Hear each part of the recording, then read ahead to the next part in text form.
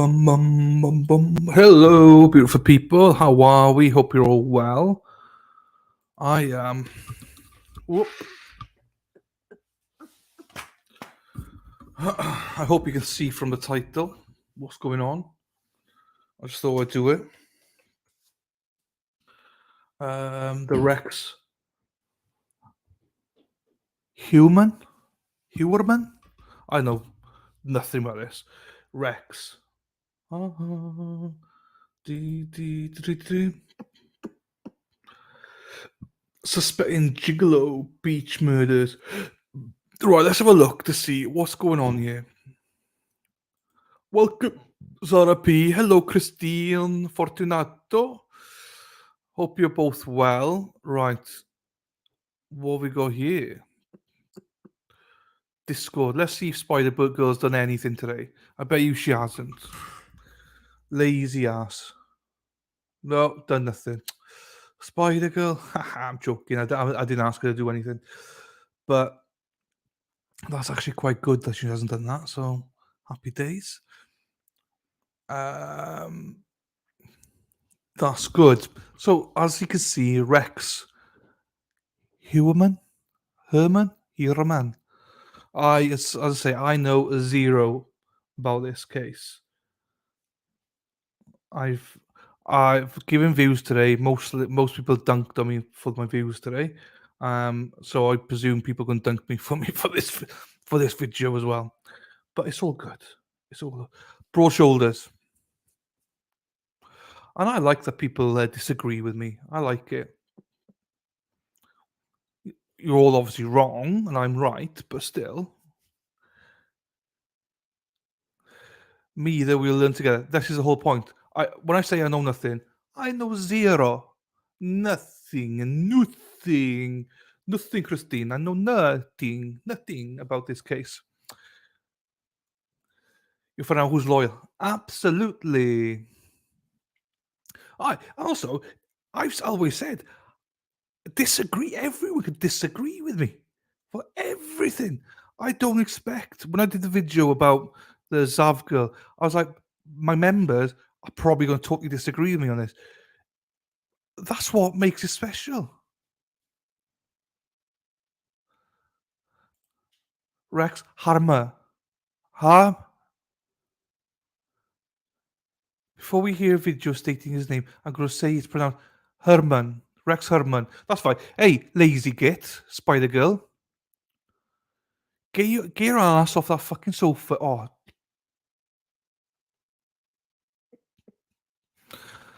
Get your ass off that sofa. Sorry, I was just trying to be funny, but it didn't work out. I swore straight away. Spider, when you get a chance on Discord, are you able to do a thingy, majiggy, wherever you do files for Rex Herman? Please. Then what I'll do, I'll dump stuff in as we go along then. I probably could do it myself, but I know that you'll shout at me if I do it myself. Let's be honest, you will shout at me because I'll do something wrong.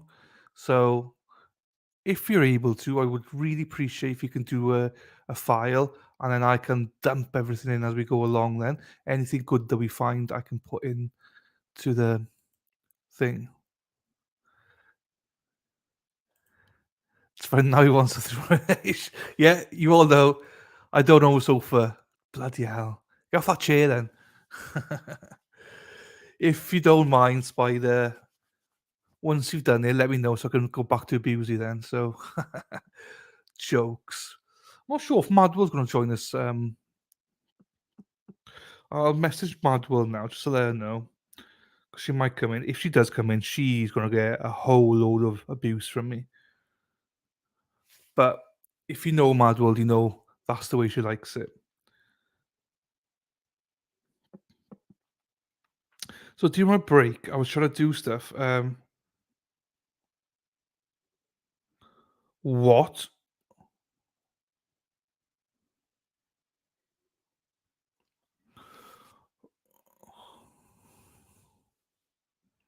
Right, hang on. Before we go any further, have you seen breaking news? The judge dismissed his case against Michael Turney after a successful defense motion for judgment of acquittal. I've never seen that before. Jury is about to be released without even hearing closing arguments. It's from Julie Jenny, Court TV. Wow, that doesn't happen very often. Who's Michael Turney? What? Which one's he? Let me Google. Yeah, I genuinely, Mike. It's on Twitter. Julia Janae. So at Julia Court TV.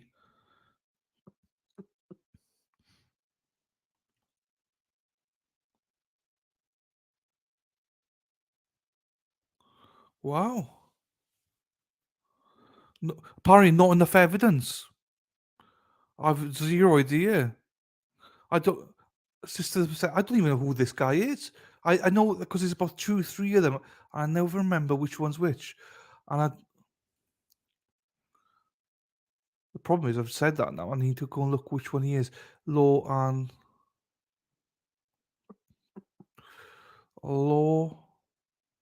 Crime Network. Um, live. Michael, what's his name? Michael something.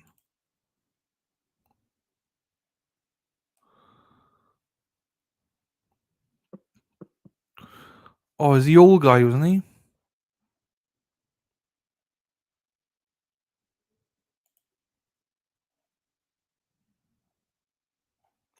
Hang on then, live. Oh, he's not on any of these. They're taking it down. Probably just take him down to put him into something. Playlist then. No, nothing. Okay, well there we are. I presume he's the old guy.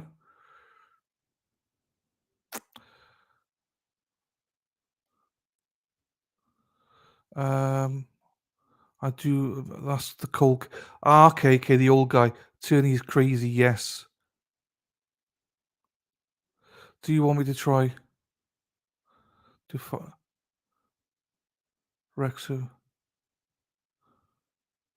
No, it's fine, Christine. What we tend to do, Christine, is I just search and we search like people tell me where to go and stuff. It's all good. Just sit back and relax. Enjoy the show, as they say.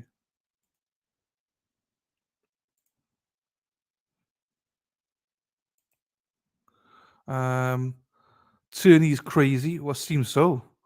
Feel bad for Sarah. Sarah's daughter. Okay. I just clicked. I just responded to you, Shelley. I didn't even realize it was you till I saw Tarbert. Yes, of course it's Shelley. Um, okay, there we are. I mean, I don't know anything about that case, so I'll move on from that for a second. Um, whoa, whoa, whoa, whoa. Right, get in. Let's get in PCA. And right, we'll go through the PCA once I find it, and I'll message Mad World. Have you seen this either before? No.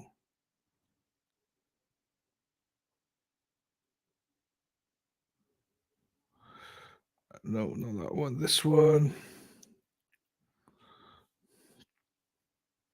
Something to research.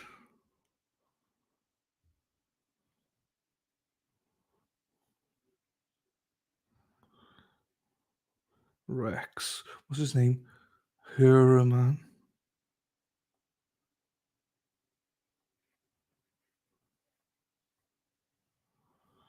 Right. Okay. Let's have a look here now then. So I'll just go on Twitter. The docket will have it, won't he? So what's the point me looking at stuff like that? We will rock you.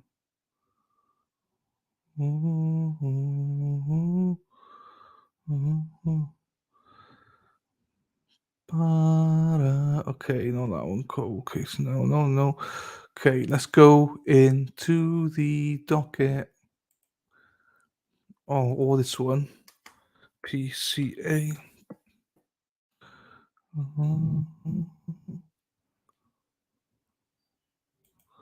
Okay, there's something here. I got it. I got it. I has got it, people. Right, I've got the PC. Thank you to the Daily Mail.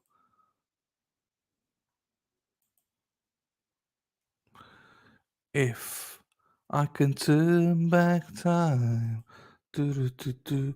If I could fly away, do do do do do. If I could, let me get out of here. Right there. So many ads on this. Jesus. If all right. Let me zoom in on it. Du, du, du, du. Turn back time. Dun, dun. Dun, dun, dun, dun, dun, dun, dun. Just gonna zoom in.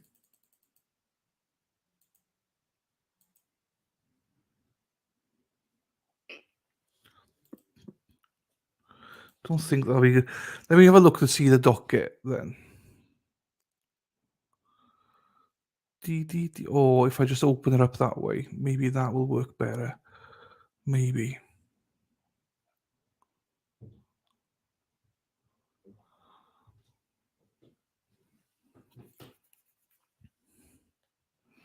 Okay, no, that works out better. That's fine. All right then. No, wrong one. That'll be useful for me later. Right, close that one down. If I could turn back time, if I could find a way. Da, da, da, da, da, da, da, da. Okay, so let me share it with you guys. Present. Oh, what's the spider girl say? I have it idiot proofed for you all. You have to do the open permission. Should be automatically set per. Spidey, you're talking to me now, yeah? Nothing is foolproof yet. If I could. Right, is. I hate this effing place by Spider Girl. What are you doing, Spider, on Discord? Right, let's see if Spidey's done the file for it. No, no file. Oh, yes, there's a file. Sorry, apologies. There's a file. Happy days. Right, let's get the PCA. Let's get it up. Presents. Here we go. Then.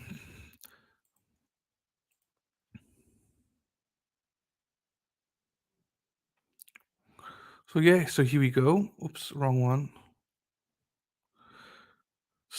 Suffolk County State. As I say, I know nothing about this case, right? So I'm just going to call it as it is as we go along through it. So don't hate me and be like, "Oh no, that's not what." Look, we're reading it as we can.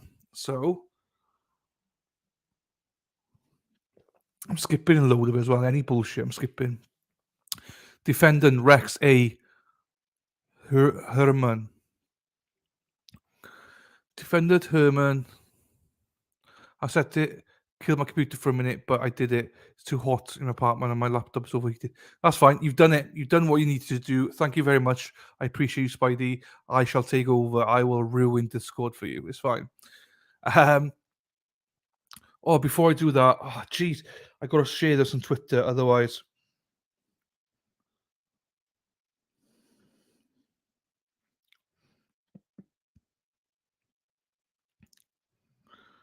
I need to put it on Discord. Jesus, everything I gotta do here.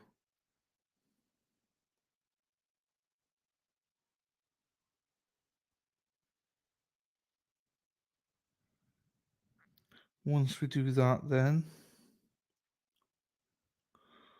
We'll be set. We will be all set then. He can turn back time. Right, we will get to it. I'm just to promote it. If I don't promote it, who's going to promote it? Jesus. I washed the floor as well just now. Got my delivery coming tomorrow. Fucking hell, she's nice. For my chair and everything. So I'm not sure if I can be able to set everything up in time for the stream or not. I'm not sure. Right, let's get into YouTube first. Let me stop talking because I'll now forget what I'm doing. So I need to go into my channel, your channel, share, Twitter. Okay.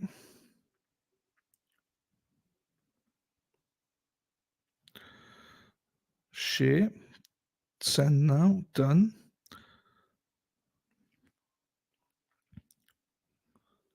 Copy link. Need to put in Discord then. See all this, like all this work I have to do. Do you know what I mean? Announcements. Spider, look at me. Announcements. Paste. I posted it from my Twitter. It's not as nice on my Twitter, but I've done 4 videos today, guys. Look at the whilst everyone else has been lazy. Look at me working hard. Jesus. Okay. Taco Tuesday. I am definitely having tacos tomorrow. Definitely having tacos tomorrow. So I'm gonna have to sort it out. I'm 100% having tacos. There's no like ifs or buts. I'm eating Aaron's taco. Because I have to. So we got them ready. Got all the ingredients. So we'll be ready. Feel my skin's melting off here. Don't get it. It's only 83 years, so not out of the ordinary, but it feels like. Can you please send it to? I don't know what that means, the Christine. Right. Here we go. PCA for Rexy Boy. So here we go. Right. Some of you might know this stuff, but I know zero. Neither Sarah. So we'll enjoy it. Now, please like the video, guys. That's all I ask. Come in, like the video if you can. And appreciate it. So we're right at the start here now. Let's go through for the first time. So it's County Court of Suffolk County State. So Suffolk County State of New York. Okay, not sure where Suffolk County is, but it's fine. Rex A. Heuermann. Defendant Heuermann stands before this court charged by the grand jury. Okay, so there's been a grand jury already. Murder in the first. Hang on, when was this sent out? Bail application, this is.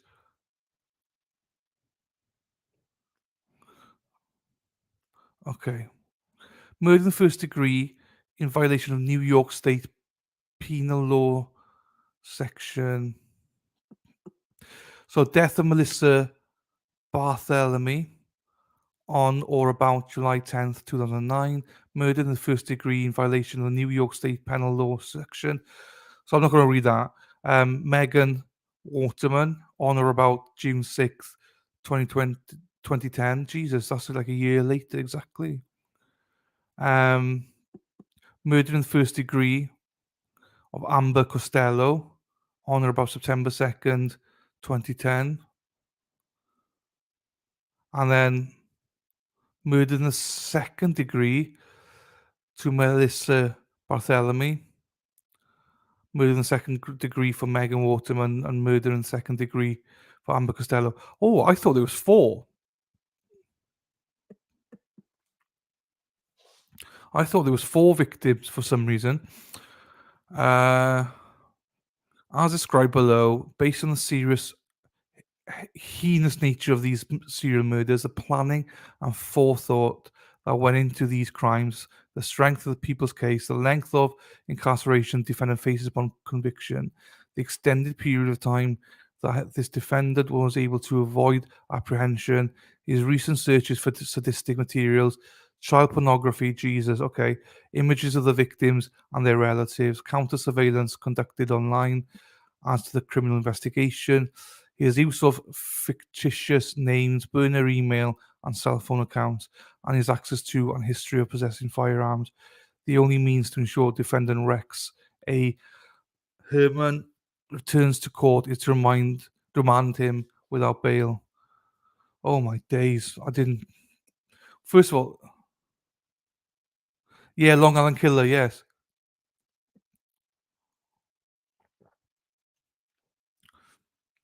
Oh, okay, there's some interesting things here now. I'm not talking about Meki Tech, you know. Meki Tech is interesting, yes, but I'm not talking about Meki Techie. Hang on, I've got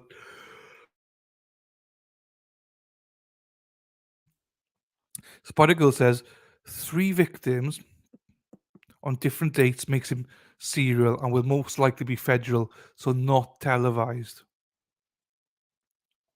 Not televised. Okay. Okay, this is Long Island Killer, correct? Yes. I know zero. Correct. Meki Techie, correct for what?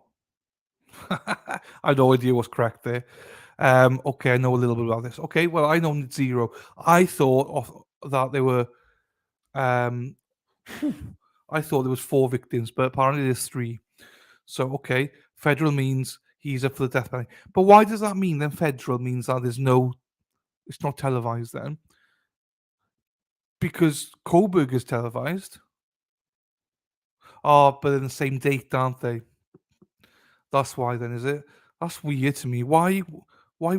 When does it become televised then? When he kills what 4? Okay, discovery of the victims. On December 11th, 20, you can answer, I'll come back.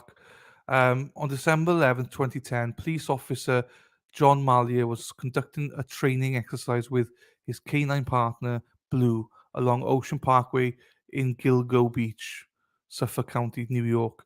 During the course of the training exercise, Blue located a set of human remains. Jesus. Okay. The remains were later identified to be those of Melissa Barthélemy. 2 days later, on December 13th, 2010, the SCPD continued to search in proximity to where the remains of Melissa Barthélemy were recovered. On the date, members of the SCPD found 3 additional sets of human remains within 1/4 mile of the first discovery. These 3 additional sets of remains were. Oops, wrong page. So, okay. Then there's those of Maureen and Megan and Amber Costello. The cause of death of all 4 women were determined to be homicidal. Well, hang on here now, right? Hang on.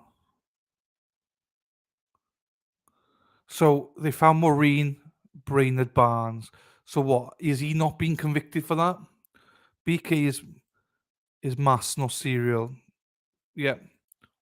It's up to the court if they televise or not. Okay, conflicting views there. You're going up against Spider, yeah. Oh, but the reason it would be awesome, it fell under is because New York doesn't have the DP. Okay. But that's also if they choose to make it federal, sometimes state refuses and finds ways to keep things local. True Spidey. Spidey's on a roll here, you see. So Maureen Brainerd Barnes was not listed.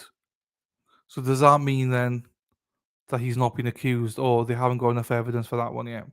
I mean, like I'm throwing this stuff out here. I'm being stupid, guys, because I know nothing. Um, let's have a look. Let's see if I can zoom in a little bit more without spoiling the.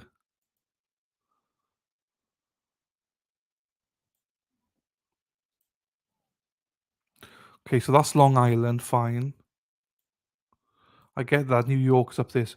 Long Island here. Oh, down here. So this is Suffolk then. Okay, let's zoom in. Let's see. So 1, 2, 3, 4. Okay.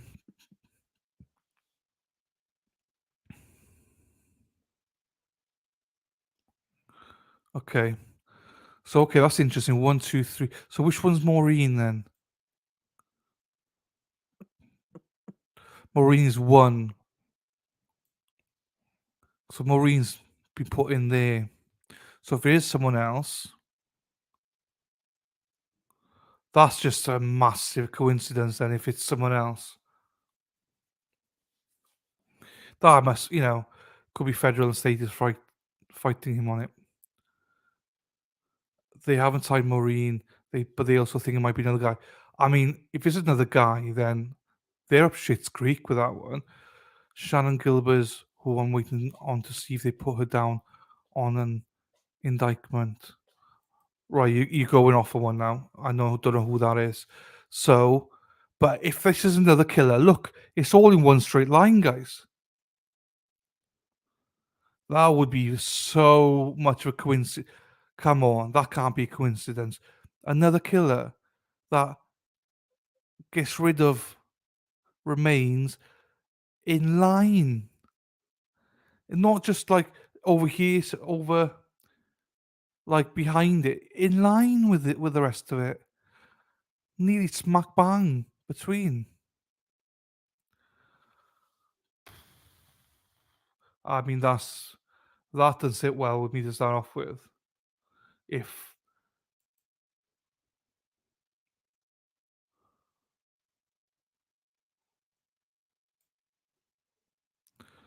Sharon Gilbert is the reason this case broke open, they find four of the girls when she disappeared.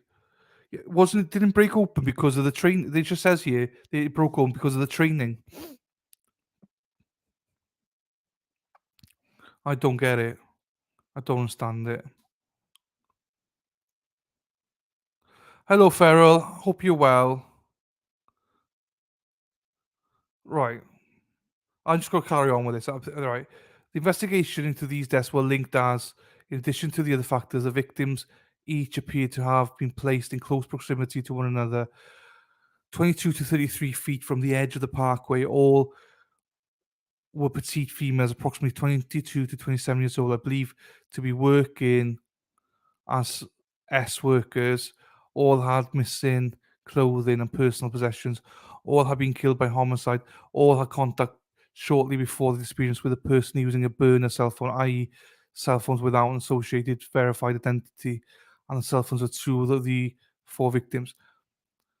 Okay, so although the defendant is not yet charged with any crimes as to the experience of murder of Ms. Brainerd and Barnes, as set forth below, defendant Rexay Heuermann is a prime suspect in her death and the investigation, which is continuing and is expected to be resolved soon. Moreover, there is substantial evidence of defendant Heuermann's involvement in the experience and death of, which evidence closely fits the modus operandi of the defendant in relation um, to the deaths of the other three women and which supports the current charges. As such, this bail application, right, fine. So they think that, um, basically, they think that he did it, but they don't have the evidence yet to tie him into it. Fine. It has to be the same person because it's in line. It would just, that would be the biggest coincidence in the world if it wasn't him. Um, Baynard Barnes and Bartholomew, where he was that where we're at? Okay. Braden Barnes and Bartholomew were used by the killer after their death. In addition, each of the four victims were found similarly positioned. Yes, bound in similar fashion by either belt or tape, with three of the victims found wrapped in a burlap type material. Okay. No worries, Farrell. Seen a bit. Right. So instantly, I'm like, it's the same. I know I'm speculating, but it's the same killer for all four. There's no two killers here. It's the same one for all four. There's no way. There can't be another killer, in my opinion. Feel free to disagree with me, but in my opinion, one killer, whether it's Rex or whether it's someone else, one killer. There's no way that that Nicholas Straw had a big day on his trial. What trial was he doing? Was he doing the Turney one when he was found, well, didn't go to jury? That's bizarre. That's amazing. Do you know what I mean? It's like never hear stuff like that. So, in my opinion, there's only one killer. Again, speculating. If you don't like my speculation, there's a fucking door. Or there. Anyway, everyone will have different opinions on this. That's fine. Put your opinions in the bloody chat. It's all good. So is this just too much of a coincidence to say that there's two killers here? There must be one killer. So I think they're right that there's one killer. If it's Rex has done the other three, then he would have done the fourth one, in my opinion. Same one. But we're not there yet because we don't know if Rex did it so far. Um, right, don't. Right, lot I feel you land. No such thing as coincidence, but wait till you go the rabbit hole of Rifkin, and I've no idea what that is. So I'm going to trust you, Meki. I like you, Meki, so I'll trust you. So, recent investigations. In January 2022, the Suffolk County District Attorney's Office assigned an experienced team of investigators, analysts, and prosecutors to work jointly with the law enforcement partners from the Suffolk County Police Department. Why have we just lost half our viewers? Oh, bugger them, innit? New York State Police, Suffolk County Sheriff's Office, and FBI. A comprehensive review of each item of evidence and information in the investigation was undertaken by the team. On March 14th, 2022, approximately 2 months into the renewed joint investigation, this comprehensive review led to the discovery of a first generation Chevrolet Avalanche that was registered defendant Rex A. Heuermann at the time of the murders.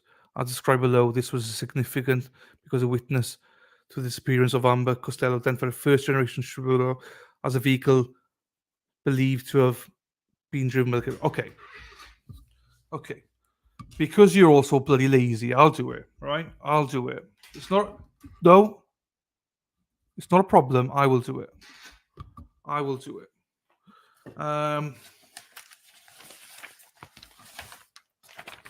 You know it's dangerous. You know it's dangerous when I take my notepad, like paper out.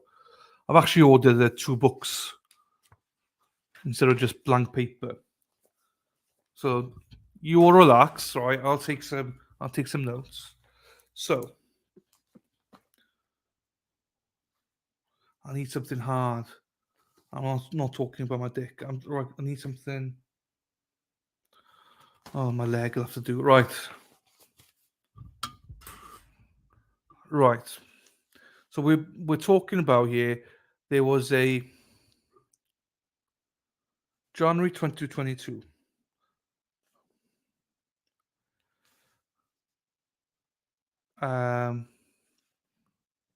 Investigators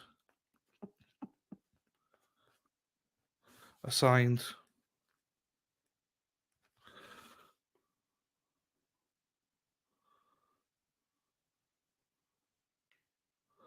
to review all evidence, including FBI, which is a bit dangerous.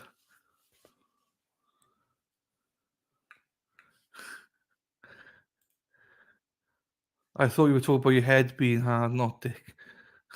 Well, my head of my dick, yeah.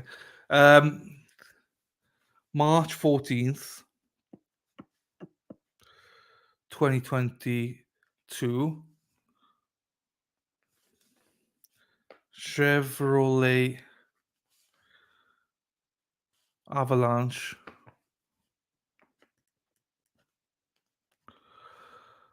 registered to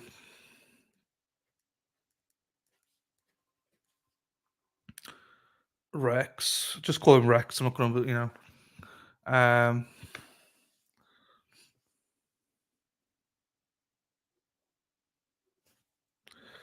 discovered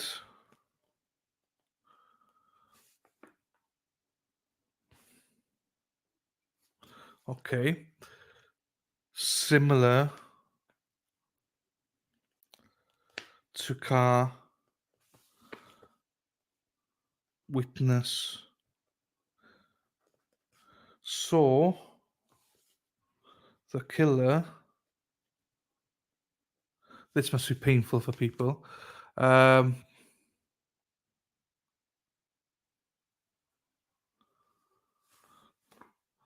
saw the killer use in the disappearance. Oh, motherfucker. In the disappearance of Amber Costello. See, I told you it's going to be painful, didn't I?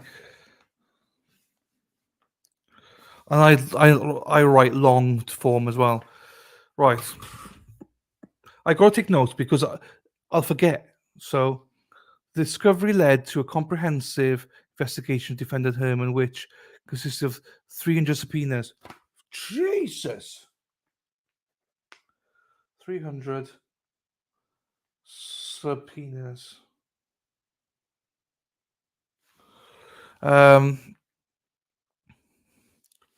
Search warrants.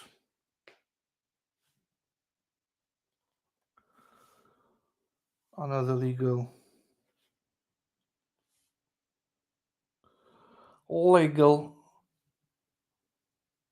pros evidence. I just put evidence down. I don't even understand my writing now. Anyway, I'm not going to do this for everything, but as discussed more fully below, among the items uncovered, right, so there were cell phone billing records for defendant Rex, corresponding to the cell site locations for the burner's cell phone. I'm not going to look at this because he says further down, I'm not going to write this one down. Burner cell phones used to arrange meetings with 3 of the 4 victims, taunting calls made of relatives of Miss Barthélemy, a call made by a detective to Miss Barthelmy's cell phone while looking into her disappearance, and calls checking voicemail on Ms. Bernard Barnes' cell phone after her disappearance. In addition, Rex lived in Massapequa Park, where the victims were believed to have disappeared from, and he worked in Midtown Manhattan in the vicinity where the taunting calls were made to the sister of Miss Bartholomew. Okay. Rex lived in the area of disappearing women. I'm never going to read this again. Women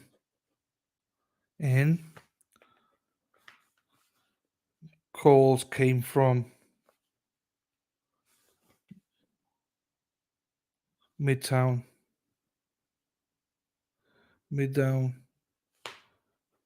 Town Manhattan, where Rex worked. Joe, I'm not going to do this. I'll do this again, out of stream because it's not fair on you guys.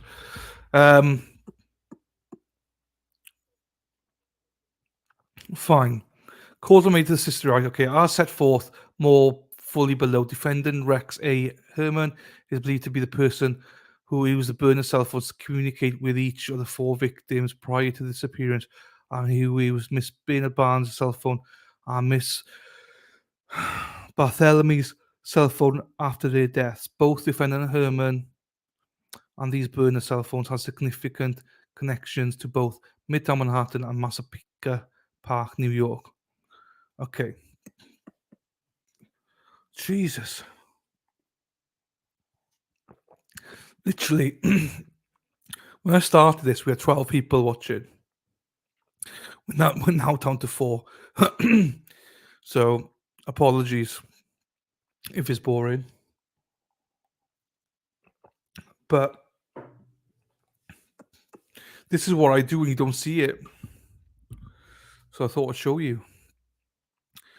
Maureen Brainerd Barnes was last seen on July 9th, 2007 in New York City. At the time, she was believed to be working as an S worker. On July 6th, 2007, Miss Bernard Barnes' cell phone was contacted by a burner cell phone. Between the 6th and the 9th of July 2007, there were 16 interactions between the burner phone and Bernard Barnes' cell phone.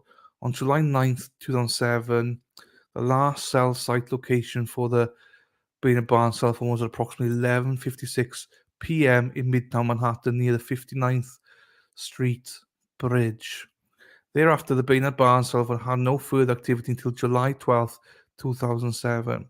On July 12th, 2007, 3 days after her disappearance, two outbound calls were made from Baynard Barnes' cell phone, checking her voicemail from a cell site location near the Long Island Expressway in Islandia. Okay. Okay. So one red flag here for me, right? Looking at it. Well,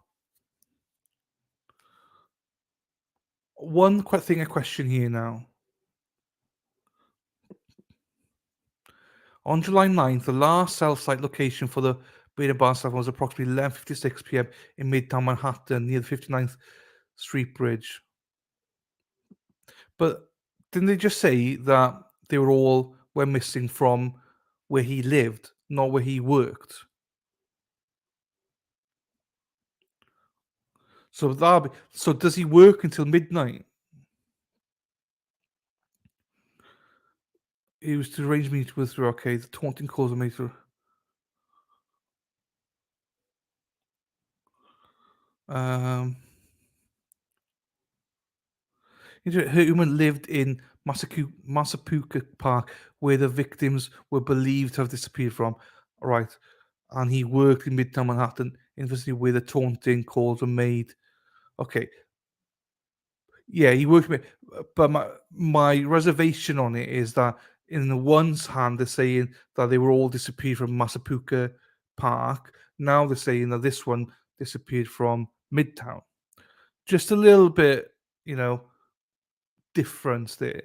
Um, it's only small, and it doesn't make much of a difference, but you know, so he would grab them or connect with them in the city, and then would take them back to his house here. But that's fine, Mecky. You know, that's fine. But that's not what they say, though, unless I'm misreading this. Because it says, I can't highlight it. Damn. In addition, Herman lived in Massapequa Park, where the victims were believed to disappear from. So they're believed to disappear from. So are you saying that he would just give him a lift then, basically, from Manhattan down to home? But then I would write that they all went missing from Midtown. Hey, I'm being petty. I'm being petty. I'm being petty. You know, it's just a choice of words. You know, it just I think it could have been written differently. I don't. I think it's misleading what they're saying there compared to what's in here now. We're both 100%. I just prefer if they just said that it's believed that the defendant brought them from Midtown to where he lived, and then they disappeared. That's all. It's just, you know, confused me a little bit. Fine. The disappearance and murder of Melissa Barthel. What do we just do that? Maureen, that was. So Melissa. Melissa was last seen on July 10th, 2009. That was 2007. This is 2009. Fine. At the time, she was believed to be working as an S worker. On July 3rd, 2009, Mr. Bartholomew was contacted by a burner cell phone. Thereafter, the Bartholomew cell phone was contacted by this burner cell phone on July 6th, July 9th, and July 10th, 2009, which was the last day she was alive. On July 10th, 2009, cell site records indicate the burner cell phone traveled from Massapequa Park to Midtown Manhattan. Later that evening, well, I mean, that's not good for him, is it? Later that evening, the Bartholomew cell phone traveled from Midtown Manhattan to Massapequa, with the last cell site location being in Massapequa on July 11th, approximately 1:43 a.m. On July 11th, Mrs. Barthelmew's cell phone was used to make an outbound call, checking her voicemail from a cell site located in Freeport. No idea where Freeport is. On July 11th and July 12th, the Bartholomew phone made two more outbounds. Thank you. Thank you, Lady Law. We love you, Lady Law. We're doing this Rex Heuermann case. I don't know if you know anything about it, but I'm just jumping on it now. But love you as always, Lady Law. Um, Okay, so fine. Now, on July 11th and 12th, the Bartholomew phone made two more outbound calls, checking her voicemail from cell site's location in Babylon. The river of Babylon, where she last. Oh, okay. So again, I don't know where Babylon is. On July 17th to 23rd, um, yeah, that's fine. I'm reading it all out so you can hear it and debate it. On July 17th and the July 23rd, August 5th, August 19th, and August 26th, 2009, the Bartholomew phone made taunting phone calls to Ms. Barthelemy's family members, some of which resulted in a conversation between the caller, who was a male, and a relative of Mr. Barthelemy, in which the male caller admitted killing and sexually assaulting Miss Barthelemy. I'll describe below the cell site location of the Bartholomew phone during these taunting calls were all in Midtown Manhattan. So, okay, why didn't you say that? I mean, I hate them when they say Babylon and stuff. I had no idea where that is. So it is in Midtown Manhattan. Fine. Um, Disappearance or murder of Megan Waterman. Jesus, I'm getting fucking thirsty here. Megan Waterman was last seen alive at the Holiday Inn in Hauppauge, Hauppauge, New York, on June 6th, 2010, at approximately 1:30 a.m. Okay. At the time, she was believed to be working as an S worker. On July 5th, 2010, Mrs. Waterman's cell phone was contacted by another burner cell phone, which had been activated that day. Okay, so they're all basically different burner phones then. So thereafter, the Waterman phone communicated with this burner cell phone on June 6th, 2010 at approximately 1:31 a.m., which is around the time Megan Woodman was captured on video surveillance exiting the Holiday Inn in Hauppauge for the last time. Following that communication, the burner cell phone had no further phone activity. However, cell site records show that the Waterman phone traveled to Massapequa Park, with the last cell site location being in Massapequa Park at approximately 3:11 a.m. in the vicinity of the residence of defendant Heuermann. Well, innocent unless proven guilty, Mekiteki, but it's not looking good. You know what I mean? Um, okay. I was going to ask a question there, but I think I know the answer. Is they obviously took he obviously took them to, well, or presumed to take them to his home. But I did read somewhere that he only did this when his family were away, so that makes sense. Um, the disappearance and murder of Amber Costello. Amber Costello was last seen alive on September 2nd, 2010, leaving her residence in West Babylon during the late evening hours. At that time, she was believed to be working as an S worker. On September 1st, 2010, the day prior to the disappearance of Amber Costello, Miss Costello's cell phone was contacted by a burner cell phone. On September 1st, 2010, this burner cell phone had communications with the Costello phone at approximately 11:33 p.m. and 11:34 p.m. During those communications, the burner cell phone connected to cell site towers in West Amityville and Massapequa Park. Thereafter, the burner cell phones traveled to West Babylon in proximity to the residence of Amber Costello and had contact with a Costello phone at approximately 12:05 a.m. on September 2nd, 2010. According to witnesses, around the time of these communications between the burner cell phones and the Costello phone on September 1st to the 2nd, 2010, a prostitution client showed up um, at Miss Costello's residence located in West Babylon in New York. After the client entered the home, a ruse was executed on the client whereby a person pretending to be the outraged boyfriend of Amber Costello, and the client left from the residence. While Amber Costello retained the money the client had brought to pay for her services. Based upon interviews, the client was described as a large white male, approximately 6'4" to 6'6" in height, in his mid 40s, with dark bushy hair and big oval-style 1970 type glasses. A witness described him to police as appearing like an ogre. Furthermore, a witness noticed a first-generation Chevrolet Avalanche parked in the driveway of the residence. According to the witness, following the ruse, the client said he was just her friend. Tell her I'll give her a call, and walked out the door. Thereafter, at approximately 1:18 a.m. on September 2nd, after the ruse had been perpetrated, the burner cell phone sent a text message to Costello's phone which stated, "That was not nice to do. I credit for next time." Phone records show that the burner phone was located in Massapequa Park within 2 minutes of this text message being sent. According to the witness, later the next day on September 2nd, 2010, Miss Costello was again contacted by the same client. This was in the house the night before with the avalanche. Contacted by the same client that was in the house the night before with the avalanche. Further, Amber told us that he wanted to see her again, but he didn't want to come back to the house because of her boyfriend.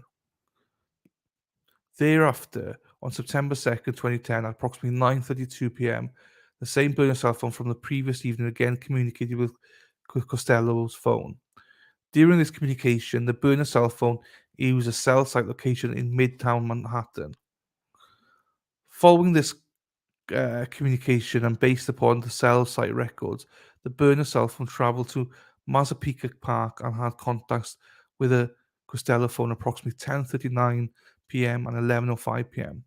Cell site records for the burner phone indicate that approximately 11:17 p.m.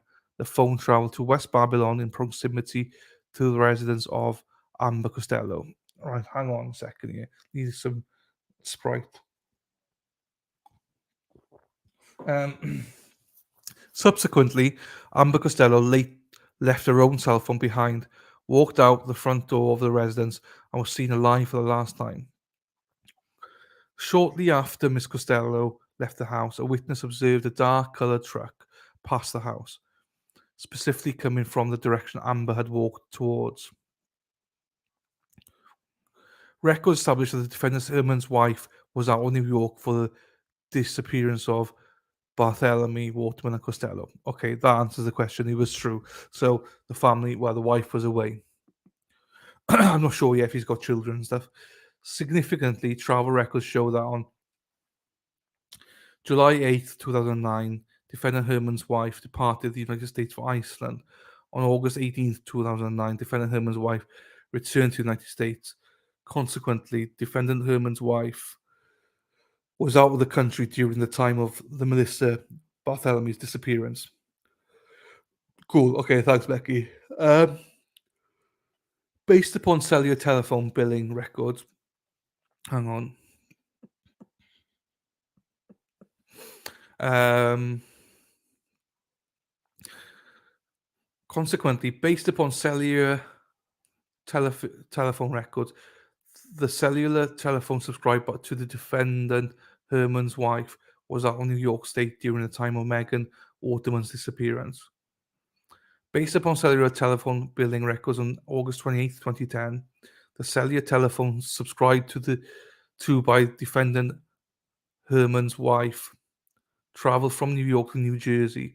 On September 5th, 2010, the cellular telephone subscribed to by his wife returned to New York from New Jersey. Consequently, the cellular telephone subscribed to by defendant Heuermann's wife was out of New York State during the time of Amber Costello's disappearance. I mean, isn't that a bit of a stretch? Are they not next to each other? Cellular billing records for the cellular of Rex Heuermann, A. Heuermann. During the times of disappearance and murders of the victims, defendant Heuermann owned an architectural business located in Midtown Manhattan. So he's got a bit of cash on him there. And his business was the named subscriber of Heuermann's cell phone, which was active during the times of the victims' disappearances and subscribed to Heuermann's home address in Massapequa Park. Although cell site records from the time period no longer existed, investigators obtained cellular billing records which showed general locations information for Heuermann's cell phone. A review of these records, as well as Herman's American Express records, showed numerous instances where Herman was located in the same general locations as the burner cell phones used to contact victims Bartholomew. Um, shit. Waterman Costello. Right. Neither cellular telephone building records nor travel financial records could be obtained for defendant Herman's wife for 2007, as such records were no longer available due to retention policies. Therefore, it is undetermined at the time defendant Herman's wife was traveling out of state during the time of Maureen. Okay, so they don't know about that one. Fine. Um, so, as well as the use of Brainerd Barnes and Bartholomew's cell phone, when they were used to check voicemail and make taunting phone calls after the women disappeared. Significantly, investigators could find no instance where Herman was in separate location from these other cell phones when such a communication event occurred. For example, on July 10th, 2009, last day of Melissa Bartholomew was seen alive. Both the burner phone and defendant New Human's phone were in the area of Massapequa and traveled together towards New York City. Thereafter, both Miss Bartholomew's phone and Herman's phone traveled eastbound towards Massapequa. Okay, let's take that again. So last day, Mr. Bartholomew was seen alive. Both the burner phone and defendant Herman's phone were in the area of Massapequa and traveled together towards New York City.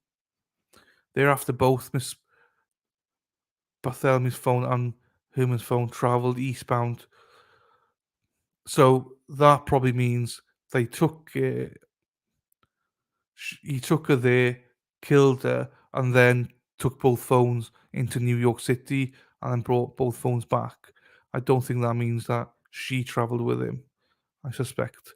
On July 14th, 2009, approximately 7:15 p.m., cell site records indicate the burner phone used to contact Miss Bartholomew prior to her disappearance has activity in Manhattan. On this same date, between approximately 6:58 and 7:22 p.m., billing records from Herman's cell phone also showed call locations in New York City. Following Miss Bartholomew's disappearance on July 17th, 2009, at approximately 12:40 p.m., a male caller used the Bartholomew phone to contact Ms. Bartholomew's family. The Bartholomew's phone was located in New York City at this time, specifically attached to a cellular tower located at 4 Penn Plaza, which is approximately 2,372 feet or 0.45 miles from Herman's then office space. Okay. At the time, it was located in New York. Okay, so this is the map that shows. Let's zoom a little bit into the map. So his office in blue there, and the victim's phone. So literally, just walk out the office. Ask, that's very close. Do you know what I mean? That's very close. That's just like someone that's gone out for a cigarette and walked down the road and just give someone a call. 1 minute 6 seconds duration. Obviously, back here, no one knew about cell phone data and stuff like that. So DNA even. So okay, let's go on. Let's get it on.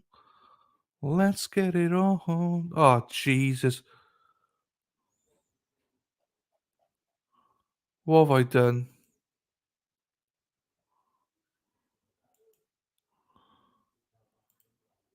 Here we go. Got it back. Guess who's back? Back again. I am back. Tell a friend. I'm sorry I'm boring everyone. Everyone's just is leaving. But I want to go through it, so doesn't matter. On July 22nd, oh, why do I apologize? Fuck them. On July 22nd, 2009, at 6:51 p.m., cell site records indicate the burner cell phone had activity in New York City, specifically attached to a cellular tower located at, which is approximately 872 feet or 0.16 miles from defendant Herman's then office space, which at the time was located at something New York. On this same date, approximately 5:12 p.m., billing records from Herman's cell phone listed a call located in New York City. Okay, so it's quite close. On July 23rd, 2009, Jesus, how long is it? Oh, this massive. On July, hey, that's what they all say. On July 23rd, 2009, at approximately 1:39 p.m., cell site records indicate that the burner cell phone had activity in New York City, specifically attached to a cellular tower located at something, which is approximately 872 feet or 1.6 miles. We just read that, do we? No, different one. Burn records from home himself and listed a call located in. Right, okay, fine. On July 23rd, 2009, approximately 6:42 p.m., a male caller used the Barthélemy phone to contact of her family. The Barthélemy phone was located in New York City at the time, specifically attached to a cellular tower located at 275 West 39th Street, which is approximately 872 feet away from the Herman's then office space. That's 0.16 miles away from the Herman's office space. On July 23rd, 2009, between approximately 8:29 and 9:30 p.m., the burner cell phone had activity in New York City. Later on this same date, at approximately 11:05 p.m., billing records from Herman's cell phone listed a call located in Jamaica, Queens. I know where Queens is. Fine. Well, it's on the way to his house.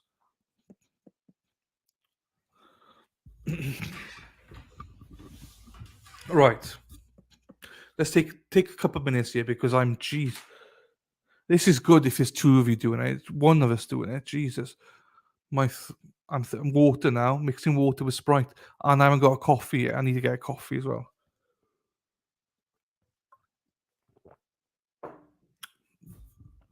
So there's a bit of a connection here, obviously. All these burner phone access is being conducted close to his office, which looks suspicious, obviously. I'm always gonna like lean and try and look at devil's advocate on all of this, like So um, those calls do not look good on him, and the having both cell phones together of people that have been murdered go back and forth as well doesn't look good. But I'll be interested to see what the defense is for this. I mean, this it's quite hard to defend some of this stuff for him. Obviously, innocent unless proven guilty. It's quite damning, you know. Could someone else have done it? What's the chances of a neighbor or someone? Um, Very slim, I think. Um, yeah, I mean, it's it's a phone. How well? The only question I do have is how accurate are these phone stuff, phone pings? How accurate are they actually going to be? Are they just estimating, or are they? They know there's going to be an expert coming in. How precise are these things? I imagine they're very precise. Otherwise, they wouldn't been so precise of saying 800 and something feet away from the office. So I think the defense got a lot of work to be done here. Lot of explaining. I think this is. I can sort of understand now why people said this is more damning than what Brian Koberger was. I still stand by my sentiments that whether this is damning or not, he's still innocent unless proven guilty. So I think you can still prove have that philosophy that he deserves a fair trial and everything, and let the evidence prove it. There's obviously going to be gaps in this as well, so it'd be interesting to see how they fill it all in. But looking at first glance, as a lay person, it's not looking good, you know. But my point on Twitter has always been, I don't like when people say innocent unless proven guilty, and but pick and choose the trials. Everyone's innocent unless proven guilty. So I wasn't really happy about that. I mean, this is damning so far, obviously, but he has the right for a fair trial. So, on August 10th, 2009, based upon subpoena travel documents, Heuermann departed for Iceland. That's the wife. Oh no, and all phone activity from the Bartholomew. Okay, so he went out to Iceland after his wife said. This is why I wanted to start writing stuff down, because he went on August the 10th. When did she go out? I think it's the 8th or something. Um, but not sure. On August 18th, 2009, Hermans returned from Iceland, and phone activity for the Bartholomew phone resumed the next day. Okay, again. Okay, that's okay, sure. On August 19th, 2009, at approximately 7:23 p.m., a male caller used the Bartholomew phone to contact Ms. Bartholomew's family. Are we going through this again? Is this another phone call or what? Cell site records indicate that the Bartholomew phone was located in New York City at this time, specifically attached to a cellular tower located at 249 West 36th Street, which is approximately half a mile from Herman's then office space. On this same date, before and after the call on Bartholomew's family at approximately 7:16 p.m. and 7:28 p.m., billing records from Herman's cell phone lists calls located in New York City.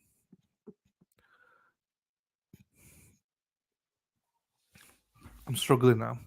On August 26, 2009, between approximately 11:29 a.m.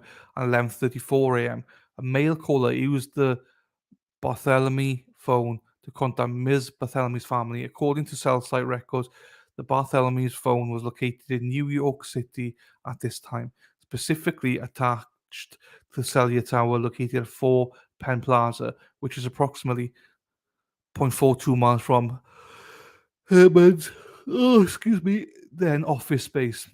On this same date, approximately 11:38 a.m., billing records for Herman's cell phone list a call location in New York City. Again, how accurate is that? Um, how long is this? I just gotta have a quick look. We're at 15 there, I believe. Oh my days, what's going on?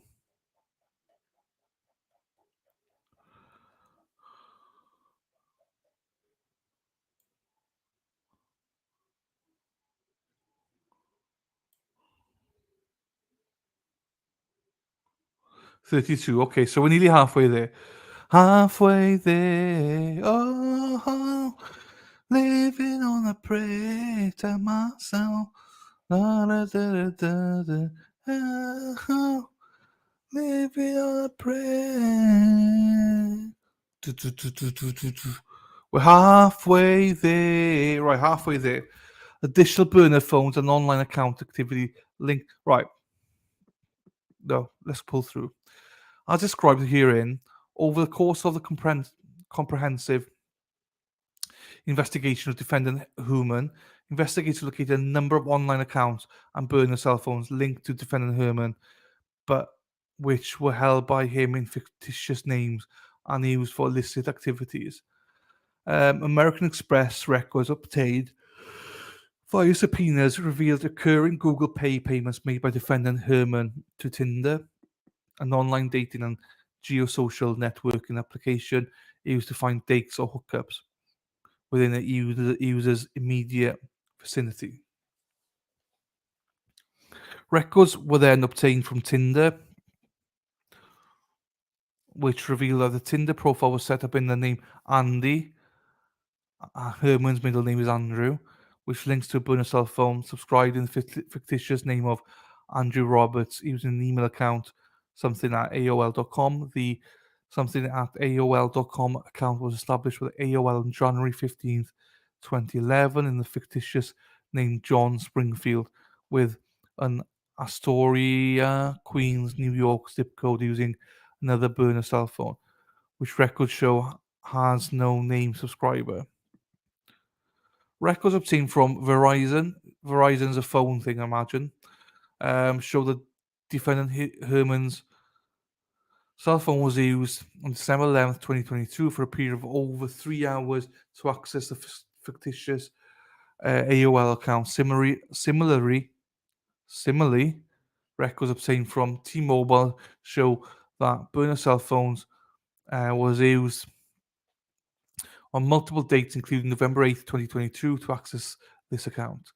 A review of call records for these two additional burner cell phones revealed that both cell phones were used extensively between 2021 and 2023 for prosy-related contacts, either with S workers or massage parlors. In addition, cell site warrants for these burner cell phones revealed that, just like the burner cell phones, defendant Heuermann used to contact the victims prior to the disappearances. And then additional burner cell phones had frequent cell site activity in Midtown Manhattan and Massapequa Park. So specifically, the records reveal that both these burner cell phones consistently had activity on the cellular towers that provide coverage to defendant Herman's residence in Massapequa Park and his business in New York City. Legal process served on Google seeking records or accounts associated with the device identifiers of the additional burner of cell phones revealed a connection to yet another burner or junk email account, namely something at gmail.com, hereinafter the Thork email account. Don't know why they said Thork. Google records further indicated that the Thork email account was subscribed in the fictitious name of Thomas Hawk. Okay, that makes sense then. A search warrant revealed that the Thork email account associated with burner cell phone redacted number was used to conduct thousands of searches, including related to S workers, statistic, torture related pornography, pornography, and child pictures. We know, not pictures, but you know what I mean, including Mistress Long Island. Okay, let's go through it. What's fine and what's not fine? Mistress Long Island, nothing wrong with that. Mature Escorts Manhattan, nothing wrong with that. Girl begging for rape porn. Well, I mean, that's not good, but some people are into that. Teen girl beg. Right, okay, I would say that's not right. Pretty girl with bruised face porn. Again, whatever you're into. Torture red head porn. Okay. Okay. So I think most of them are fine except for one. Now we come into it. 10-year-old schoolgirl. Not if this was for PORN, that's unacceptable. Hentai plump roast beef lips, cut off porn. I mean, that's fine. Skinny redheads tied up porn. That's fine. Short fat. Come on, dude. Short fat girl tied up. That's fine. Tied up and a porn. No, it's not right, but people are twisted. Asian twink tied up. Again, fine. Tied slave, force fed. The old D, which is fine. Cum shot and crying porn. That's fine. Girl hogtied torture. That's fine because some people are into that. Chubby 10-year-old girl. Like, are these chubby 10-year-old girl? Why is he searching for that? Is it in a P site or is it just in general? And not to say that even general is right. Black girl, 10 years old. Girls with face beat up. I mean, yeah. Chubby 10-year-old girl crying. I mean, they're weird. They're not illegal, but that's weird. 13-year-old girl, schoolgirl, weird. age 12 school girl with blonde hair and blue eyes, weird. Blonde hair girl, young, depressed. Teen girl, oiled bodies. Jeez, that's sick. Pre-teen girl with makeup. No, that's well. I mean, it's I'm sure it's fine, but new slave girls. Okay, so the majority of it's fine, in my opinion. There's a few question marks about why is he looking up at 10-year-old schoolgirl. Do you know what I mean? Um, but I presume that is not in connection with the PORN. So most of that's fine. You might not like it, but a lot of it's fine. There's a few dodgy ones that obviously that needs explaining, and why is he looking at underage girls, and what does he want to? Why does he want to look up at a chubby 10-year-old girl crying? Why? There's no need to, but you could have an explanation for it. So, oh, you go, all janitors, something little schoolgirl. What? Okay, that doesn't sound that right at all. That's gone. Crying girl, painful. Okay, again, that's fine. Schoolgirl, but in what context do crying teen porn?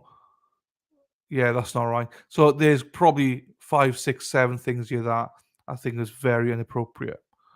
Um, and I'm sure people will disagree with me and say all 30 are wrong, but I'm just giving the benefit of the doubt here that some of them would be seen to be fine. Um, The Thorke email account was also used to conduct in excess of 200 searches between March 2022 and June 2023 related to active and known serial killers. The specific disappearances and murders of Maureen Brainerd Barnes, Melissa Barthélemy, Megan Waterman, and Amber Costello, and investigation into their murders. These searches of articles accessed include, but not limited to, why could law enforcement not trace the calls made by the Long Island serial killer?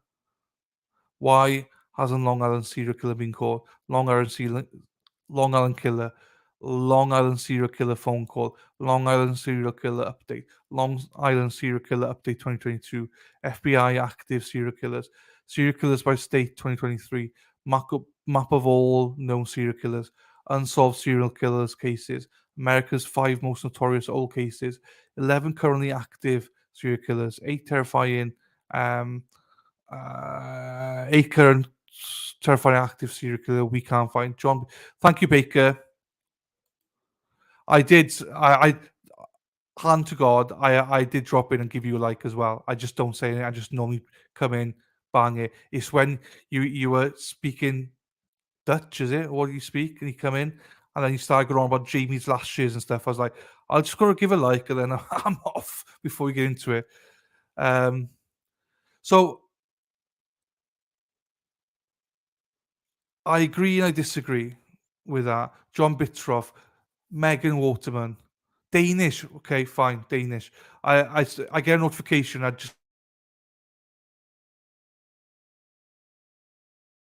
normally come in and just give a quick like and that and leave. And normally that's how I'm trying to set up as well.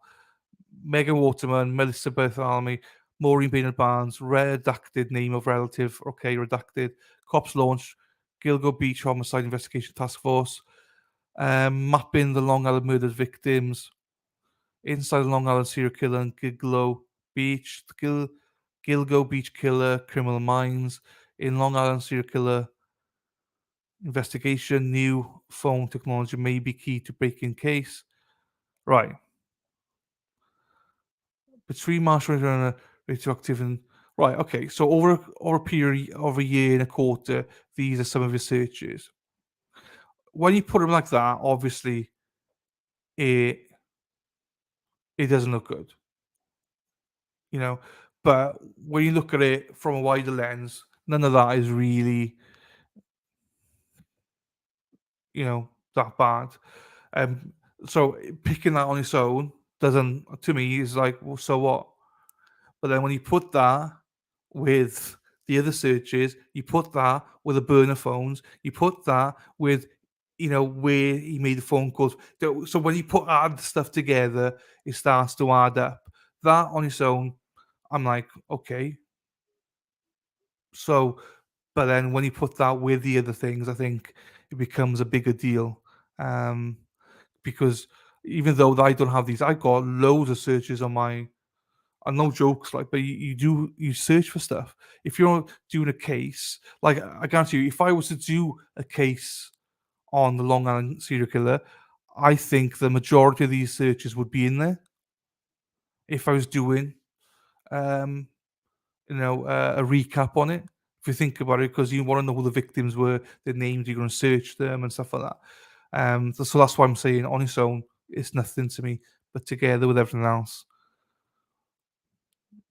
pretty damning. The Thork email account was also used to search for a number of podcasts and or documentaries regarding the investigation, as well as repeatedly viewing hundreds of images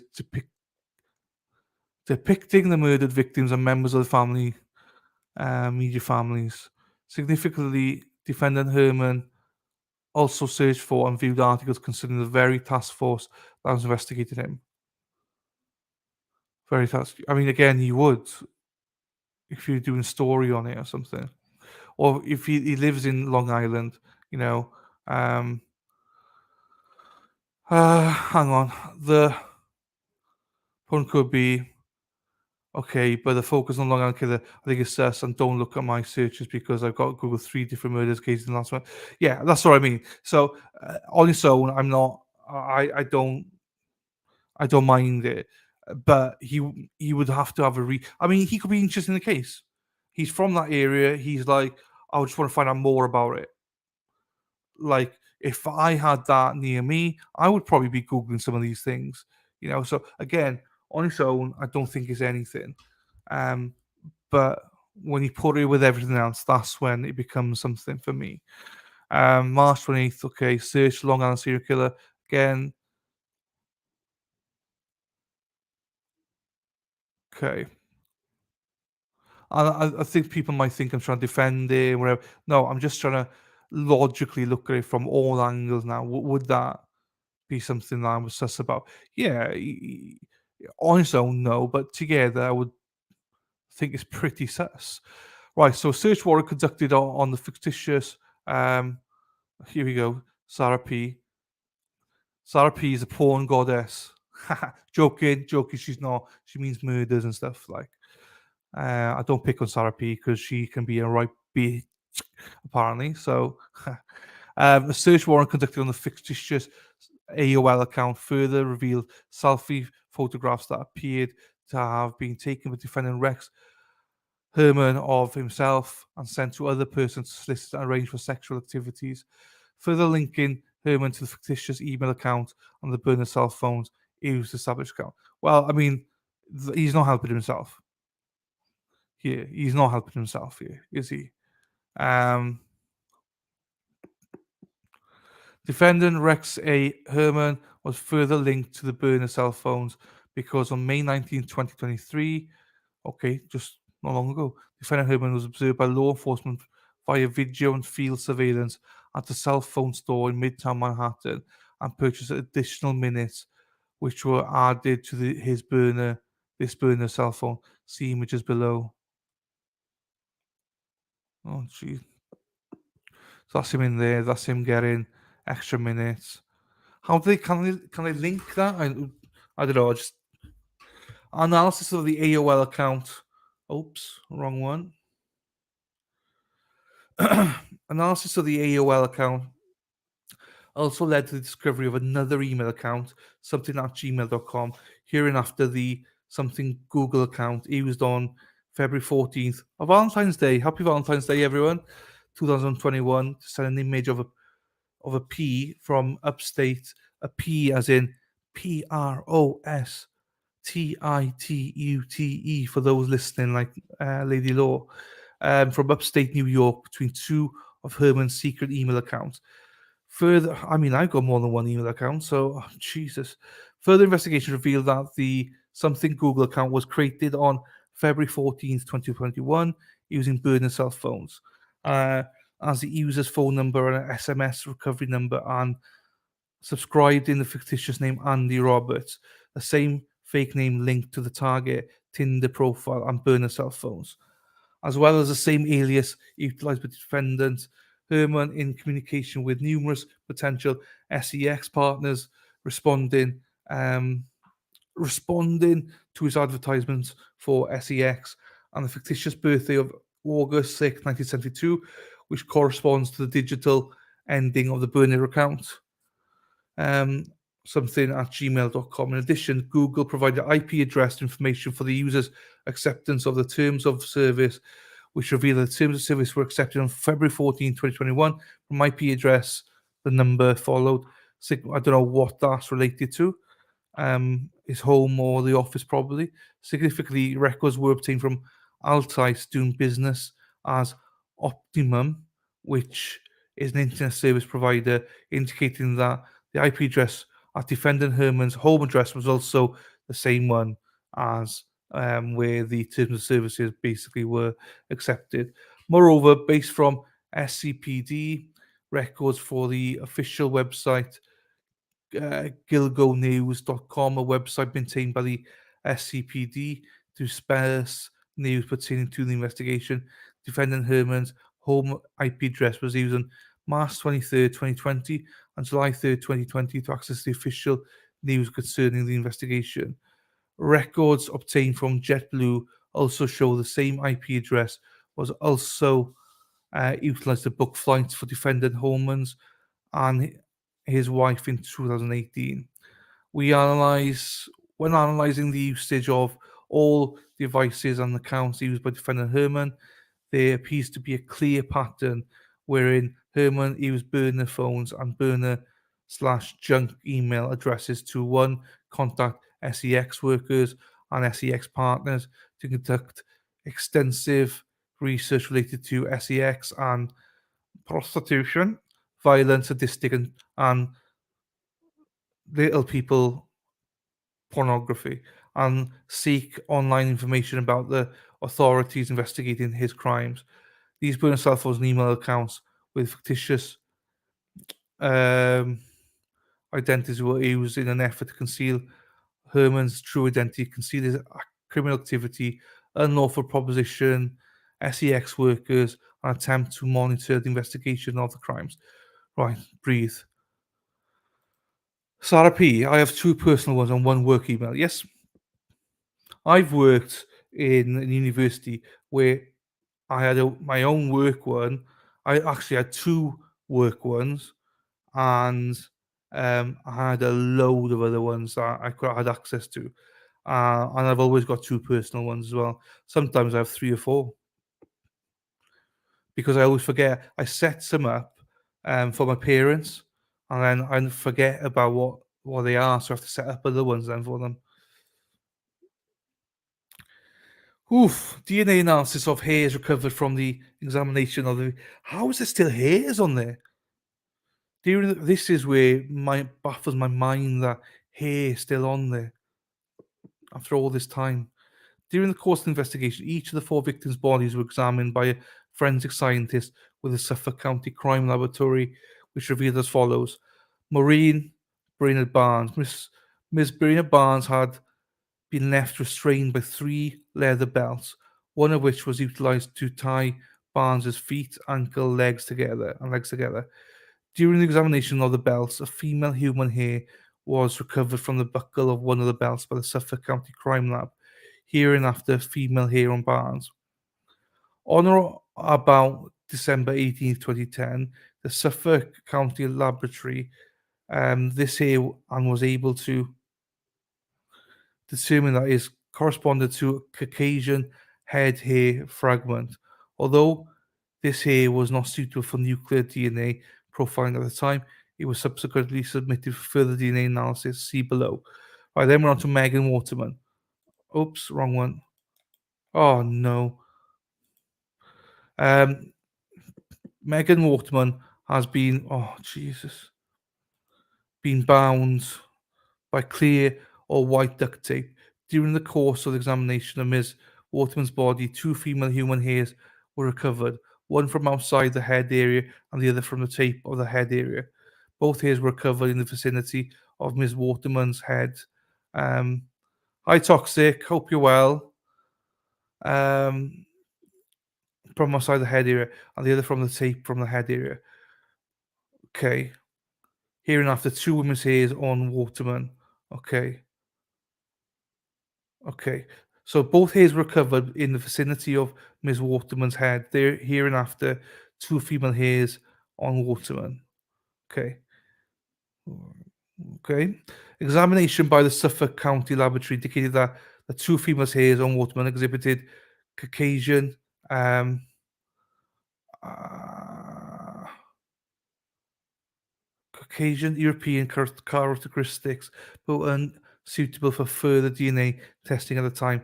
The two female hairs on Waterman were subsequently submitted for further DNA analysis seen below. Good that you're great. I'm not bad. Thank you very much, Toxic. I think we got Sarah and Spider Girl in here somewhere. Meki Teki, I believe Lady Law was still here. We're all good, thank you.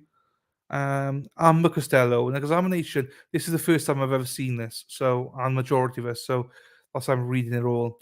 An examination of the body of Ms. Amber Costello revealed that she appeared to have been bound by three pieces of clear or white duct tape.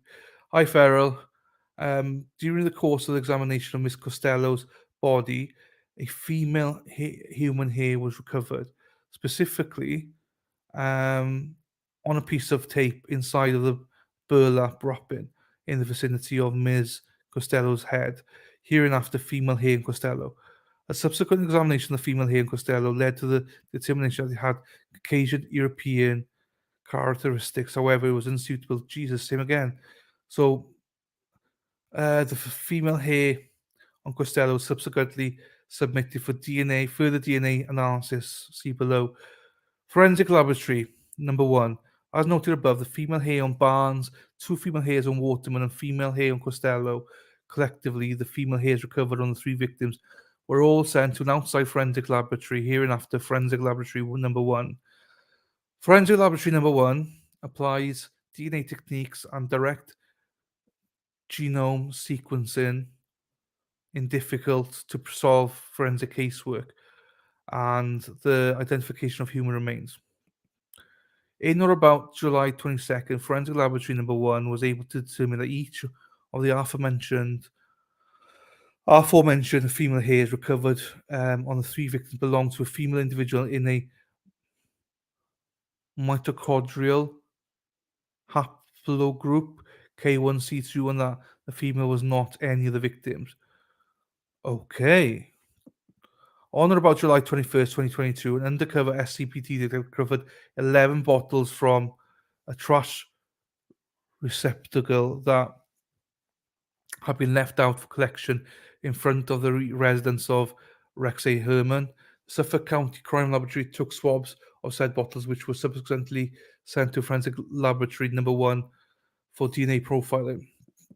Based on these new submissions on or about February 24th, 2023, Forensic Laboratory Number 1 was able to conclude that one of the DNA profiles generated from the aforementioned taken from the defendant Heuermann's residence indicated a female individual belonging to, which is the same, female hairs removed from the victim profile was then compared against a previously tested female hair sample recovered on the remains of Miss Megan Waterman, which indicated that the two belonged to the same individual or someone closely related. Based on the investigation and evidence recovered to date, that female is believed to be the wife of defendant Heuermann. That's what I thought. But they not arrested her. They probably think that, oh, that's dodgy. I'll read it. I'm gonna not comment on that until I read some more.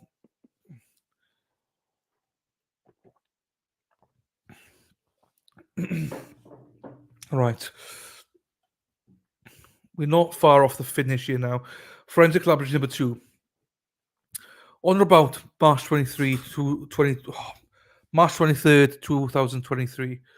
Fucking hell. On or about March 23rd, 2023, the Suffolk County Crime Laboratory requested Forensic Laboratory Number 2, a lab specialized in forensic something analysis to conduct additional independent analysis. On or about June 12th, 2023, Forensic Laboratory Number 2 issued a report concluding that the DNA samples from the female recovered from the bottles outside the residence of defendant Heuermann and the female hair on Costello indicated that the DNA profiles are the same at all compared positions common to and between samples, specifically at the rate that would, as per the database, exclude 99.98% of the North American population. Okay, so it's his wife. Fine. Forensic Laboratory Number 2 then compared the profile associated with the DNA sample from Herman's wife to one of the two aforementioned female hairs recovered on the remains of Ms. Waterman, which also resulted in the conclusion that the DNA profiles are the same to all compound position common to and between samples, specifically at a rate that would, as per the database, exclude 99.69% of the North American population from the hair recovered on Ms. Waterman. Based on the foregoing, with while 99.898% of while 99.98% of the North American population can be excluded from the female hair on Costello, and 99.69% of the North American population are excluded from the female hair on Waterman, it is significant that RH's wife cannot be excluded from either. The female hairs recovered on all the remains of Megan Waterman and Amber Costello. As previously noted, defendant Herman's wife was out of state at the time of Ms. Waterman and Ms. Costello's disappearance and murders. As such, it is likely that the burlap tape vehicle or other instrumental wherever utilized in furtherance of these murders came from defendant Herman's residence where the wife also resides or was transferred from his clothing. Okay, that's dodgy. Male hair linked to defendant Heuermann. During the initial examination of Ms. Waterman's skeletal remains and the burlap materials, the Suffolk County Crime Laboratory was also able to recover a male hair from the bottom of the burlap used to wrap Miss Waterman by her killer, hereinafter male hair in Waterman. An initial examination of the said hair revealed Caucasian European characteristics. However, the hair was unsuitable for further DNA analysis at the time of the Suffolk County Crime Laboratory. The hair was subsequently submitted for further DNA analysis, and on or about July 31st, 2020, Forensic Laboratory Number 1 was able to generate a DNA profile for the hair recovered on the bottom of the Waterman's burlap. Specifically, Forensic Laboratory Number 1 determined that his hair belonged to a male in something V7A. Following the discovery of the Chevrolet Avalanche, which was registered to defendant Heuermann, and the investigation of cellular billing records and other items on or about January 26, 2023, a surveillance team observed and recovered a pizza box thrown by defendant. Oh, yeah, I remember seeing that into garbage and located in front of 385 Fifth Avenue, Manhattan. See below. Okay, so they had that box. Why don't you eat your crusts, man? Get curly hair then. The pizza box was sent to the Suffolk County Crime Laboratory for analysis, where a swab was taken for the leftover pizza crust on or about March 23rd. I mean, why? I mean, he doesn't think that anyone's following him, do they? Do you know what I mean? So he's just happy days, thinking, no one's following me, so no issues at all. So sent for swab from the pizza crust abandoned by defendant Heuermann to Forensic Laboratory Number 2. On or about April 28th, 2023, a detective hand-delivered from Forensic Laboratory Number 1 a portion of male hair on Waterman to Forensic Laboratory Number 2 for testing.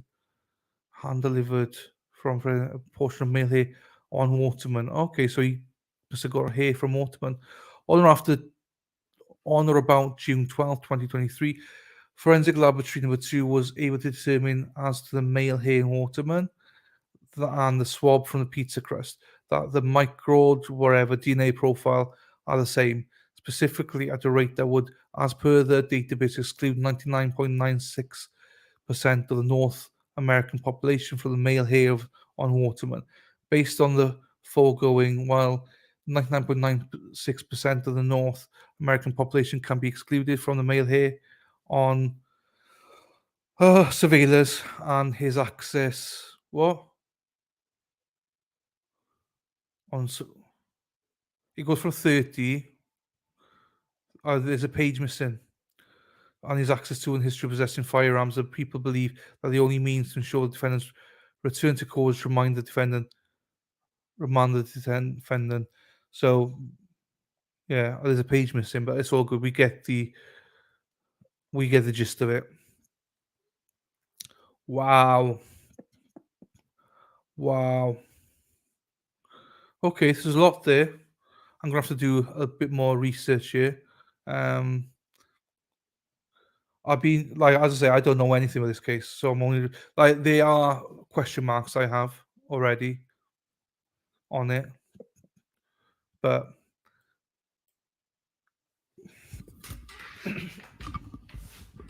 I cut my own hair today. Did a fucking good job, didn't I? A little bit missing, a little bit back there.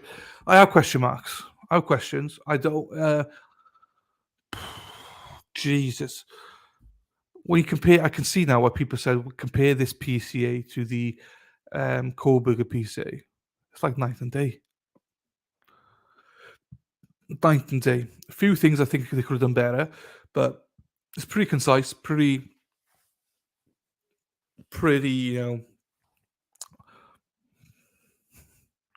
I know he says he didn't do it, but I mean, man, dude, and he's innocent. Um, the ball spot, great job, except for the ball spot. No, yeah, it's not. It's here. I just can't cut it properly. You know when you do it yourself, you whoosh, whoosh, whoosh. But the ball spot is friggin'. I don't sure if people can see that. I can see. I don't see in the mirror, but when I go like this, I'm like, oh, that's thinning on top of it. So I'm gonna have to start going like this. Um, I'm not too, but and I had a shave as well, trying to grow my beard. So I noticed toxic. You said no, that's transferred. They lived in the same house. I got questions about that.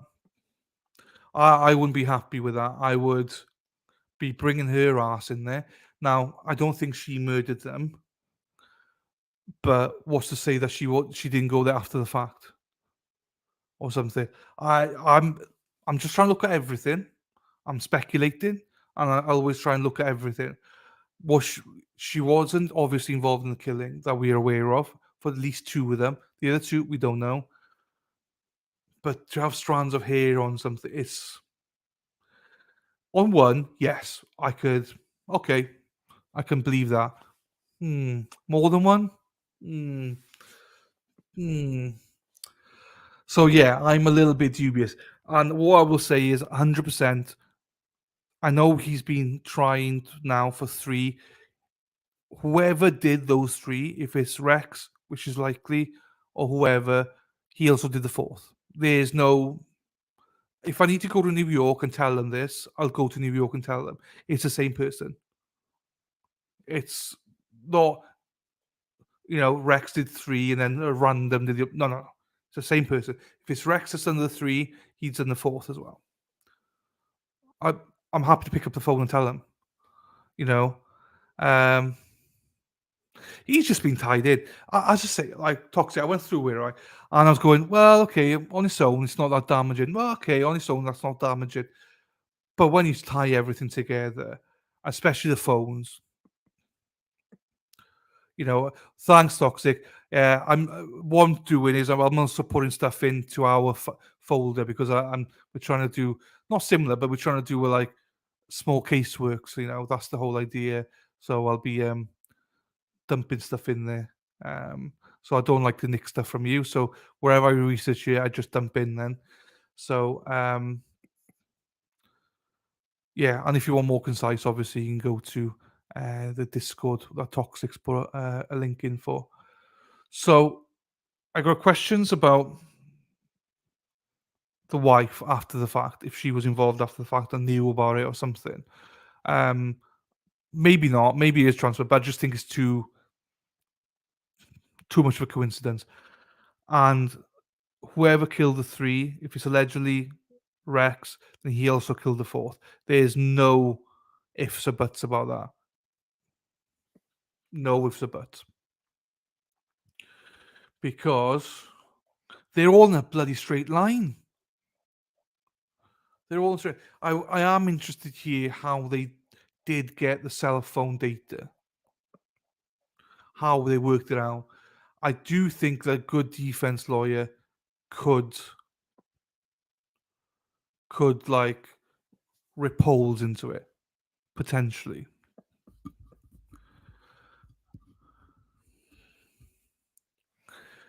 Jets, Jess, Dave, Dave. Need to send you a Jets heart baldy. I know I'm getting like you now, getting bald, beard, bald. I know. Do you like my? Hey, Dave, do you like this? Travis Rudolph, Travis Rudolph T-shirt. So you know on Twitter, so I can tell you.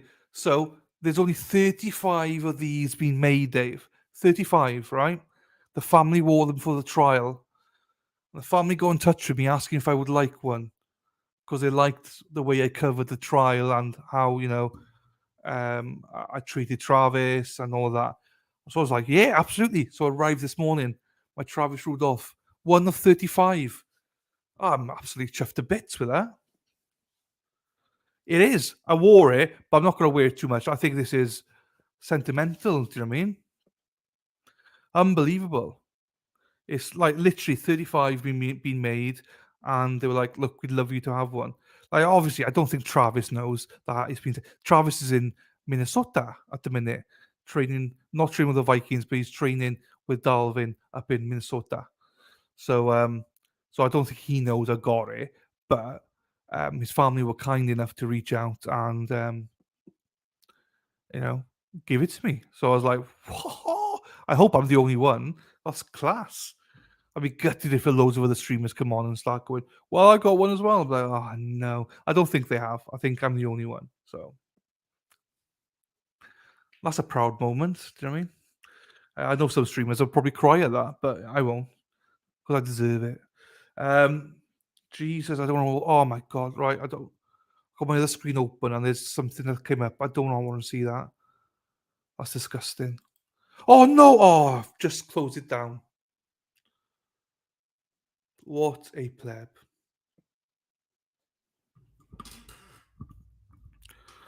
What a pleb I am. Jesus. Oh, so I missed that. Sorry, I've just closed the whole thing down, document down, because something came up. I didn't want to see it. So yeah, whoever it is, Shan, I don't remember her name, so apologies, but definitely, yeah, I would. Obviously, he's going to protect his wife, but and she might have nothing to do with it, but I just think that I'd say one piece of hair, fine. Mm, and it could be coincidental, absolutely, and it could be transferred, absolutely. It's just like, my mind goes, "Oh, oh, um, oh shit, I've just locked my finger." So yeah, there's a few things that I don't see. I know he says like, "Oh, let's watch other stuff then. Let's watch other stuff." Um, let me Google some stuff here. Let me Google some stuff. Yeah, yeah, yeah, yeah. Let me Google some stuff. Yeah, yeah, yeah, yeah.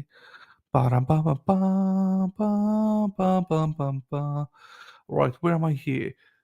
Discord, my Discord. Right, let's get ready, let's get ready, let's get ready to rumble. Da, da, da, da, da, da. Right, I need to get a PCA. Remind me, Spider Girl, I need to get a PCA in there, but just lost it. So, Rex. Rex Heuermann. Right, so I know there's some stuff on Twitter which I could share. Let's share the Twitter stuff first then. Oh, I know, I got it. I'll copy and paste that, um, into Discord. Discord.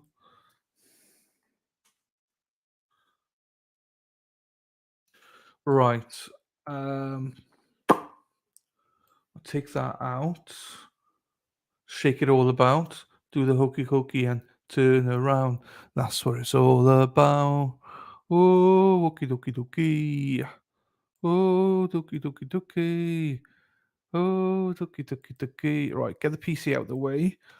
There are some really good pictures and stuff that people got. Right,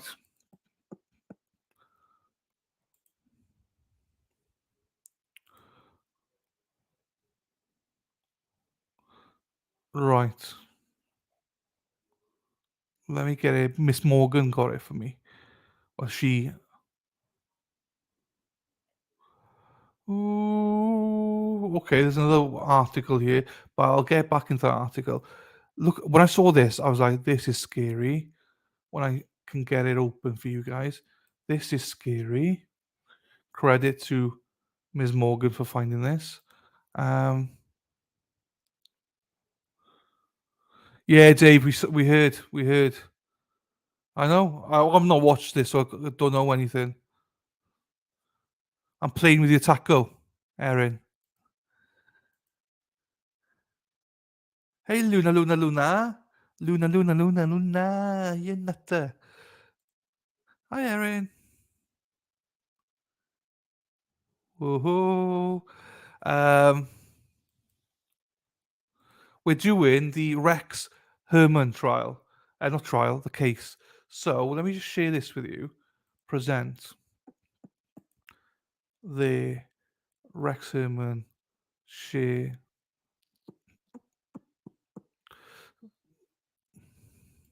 So let me just see that if I can extend this. No, you're bad. You bugger. I can't extend it out. Okay, cancel. Do you see there? That's Rex talking to a young lady. Yeah, Erin. So the judge didn't take it to the jury. He just dismissed the trial and said there's not enough evidence or something like that. So the jury didn't even get to deliberate. The judge said nope. So you probably can't see that. Let me click on some stuff here. I've only just seen this now. This guy, odd stops. Apparently, he's got some stuff here. Accept all. Oh, you can't see that. I need to get out of that. Stop screen. Present. Share screen.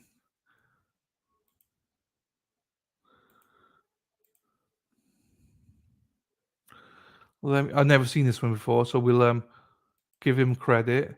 Odd stops. So Long Island serial killer murdered at least 10 people. All right, well, hang on a minute, right? Whoa, whoa, whoa, whoa, whoa. Whoa, whoa, what are you on about? Hang on a minute here. So this magazine or whatever is saying that he killed 10 people, right? At least, no, right, that's not. He's been accused of three that we know of. So, we're female S workers. Jesus. So this is probably a good one, but I mean, I'm not going to go into it because this isn't, this isn't the stuff that's in the PCA. So if you want to see it, I'll drop in Discord. I didn't know whether that was what it was. Let me just copy and paste it. I'll uh, put it right away now. What's it called? Odd stops. Odd stops.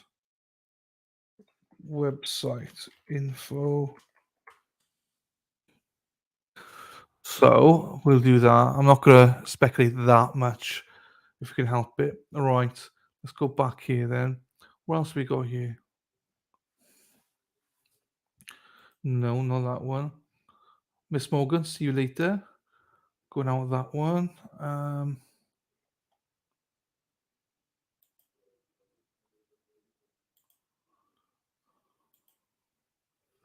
There's pictures of some stuff there, but I'm not gonna bother with that. Okay, what's this now? Okay, hang on. Stop. Right now, thank you very much. Need somebody with a human touch. Hey, you, always on the run. Dun, dun, dun, dun, dun, have some fun. Do, do, do, do, do, do, do. Here we go. If you will, this is his back garden.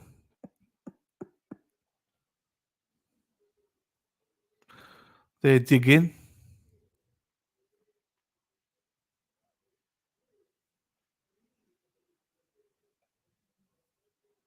A drone is zooming in on them.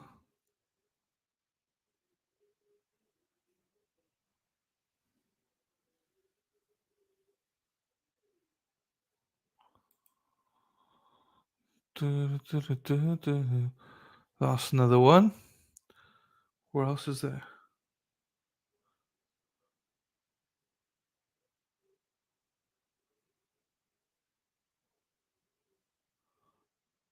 Not sure if you've seen his arrest or one angle of his arrest. So we'll play that as well. See him here with his bag. I'm sure people have seen this, but we'll play it again, shall we? So there he is with his bag, walking home. 8:30, nearly in the evening. There he is again.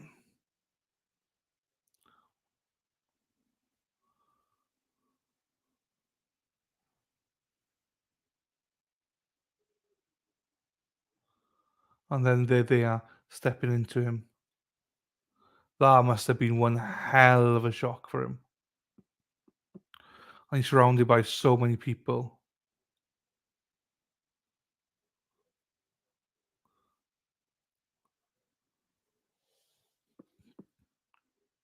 Can you just imagine that walking out of work, thinking, I fancy pizza right now. Fancy a bit of pizza. See this bad boy as well, and then he gets arrested. Oh, here we go. This is a good image. So that's him speaking to a random girl, and his office is right there as well. There he is again. There. That's just creepy. When you think about it now, that's just creepy.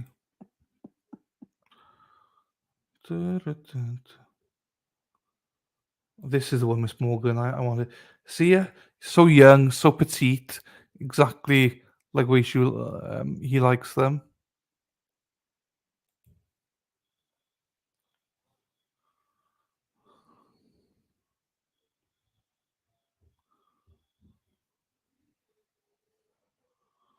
What's she saying?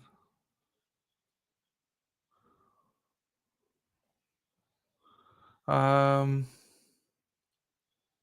we've seen that one. We've seen that. Look at him. Is that an ogre? Do you think? Jeez, this big boy, isn't he? Big boy. He looks different there, like, but he does. Can you imagine? I mean, oof.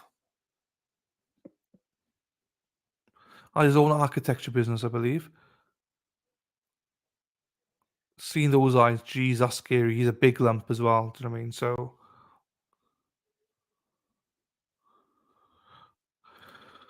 hang on then. Let's stop that one. I've not even watched the press conference yet. Shall we watch the press conference? What do you think, Erin? Should we watch the press conference? Give the taco a lick.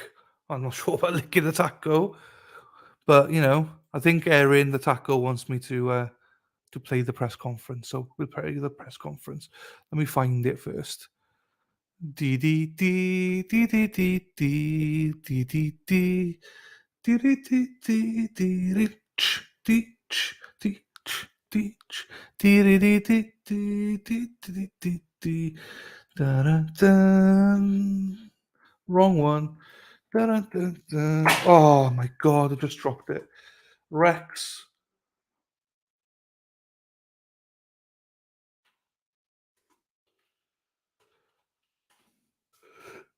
Hang on.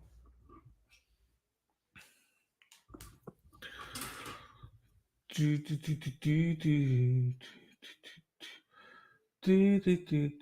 there's huge ones here. Right, we'll go to. I'll find it first and then we'll go to it.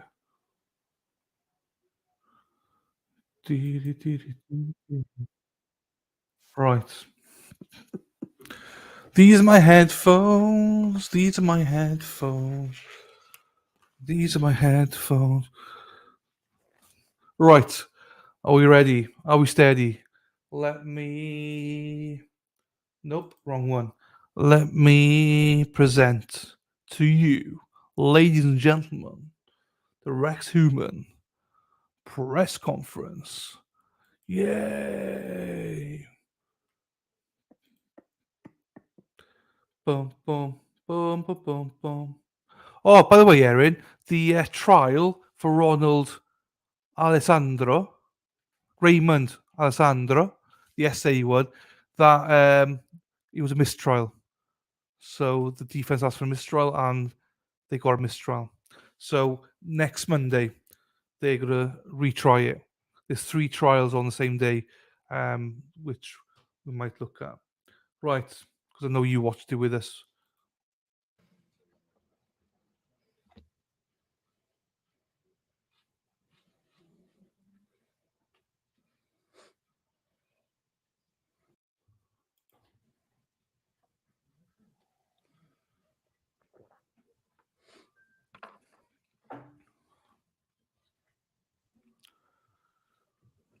All set.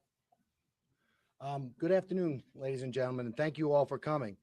I'm standing here with my law enforcement partners in the Gilgo Task Force to announce the indictment of defendant Rex Andrew Heuermann, 59 years of age. He's been arrested by the Suffolk County Police Department's homicide detective. Spider Girl, human. You can't be saying human. Human. Human. Oi, Rex, come here, man. Rex, come here, man. Simple. And he's been indicted in a grand jury presentation by the Suffolk County District Attorney's Office for the murders of Melissa Bartholomew, Megan Waterman, and Amber Costello. The investigation of Maureen Brainerd Barnes is ongoing. These young women went missing between July of 2007 and September of 2010. They were found in December of 2010 by the Suffolk County Police Department, and then there was nothing, absolutely nothing. For the next 13 years, their cases went unsolved until today. When I took office in January of 2022, I made Gilgo a priority. I made Gilgo a priority before I took office. I met with the victims' families, some of whom I'm proud to have standing with us today. And I told them that we were going to handle this case differently. We were going to do it differently. And that when I showed up, you weren't going to see me calling the media and being on Gilgo Beach with a giant magnifying lens looking for clues 12 years after the case. What I was going to do was I was going to work with my task force. We were going to form a task force. We were going to work with the Suffolk County Police Department. We were going to work with the Suffolk County Sheriff's Office. We're going to work with the New York State Police. We're going to work with our FBI, and we were going to form this task force, and we were going to work together, and we were going to use the grand jury, the power of the grand jury to come I'll be back to now. reach a determination in this case. Because the grand jury has 2 things. It has power, it has reach. You could obtain documents, you could interview witnesses. But the other thing that the grand jury has, no one knows what you do when you operate a grand jury proceeding. And we knew that when we were investigating this case and when we dealt with the media or whatever it was we were doing, we were playing before a party of one, because we knew the person responsible for these murders would be looking at us.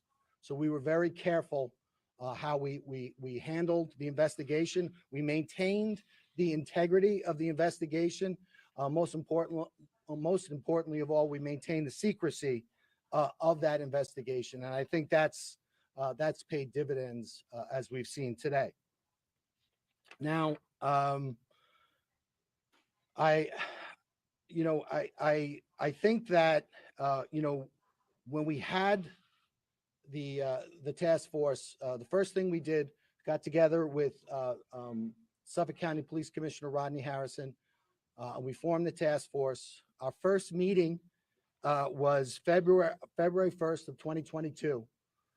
And what we did, what all of the agencies here, we made the commitment. We were going to take our most talented investigators. So in the district attorney's office, we took ADAs, myself included. We took analysts, we took detective investigators, and they worked on a daily basis with other talented investigators from all of the agencies here. We started that in February 1st in 2022. 6 weeks later, on March 14th, 2022, the name Rex Heuermann was first mentioned as a suspect in the Gilgo case. A New York State investigator was able to identify him in a database, and from that point on, we used the power of the grand jury, over 300 subpoenas and search warrants, looking into this individual's background to bring us to this day. So I'm proud. I know that this case is over, but I'm proud of what we've accomplished up to this point. I know we have more to accomplish, but I'm also thankful for the partnership of the task force, because certainly without the participation of the task force, we wouldn't be standing here. Before I thank some folks and turn it over to our partners, I just want to talk a little bit about the evidence in the case. I know a lot of people know about the case. As I indicated, the victims went missing between July of 2010 and July of 2007 and September of 2010. And in December of 2010, their bodies were recovered. They were buried in a similar fashion, in a similar location, in a similar way. All the women were petite.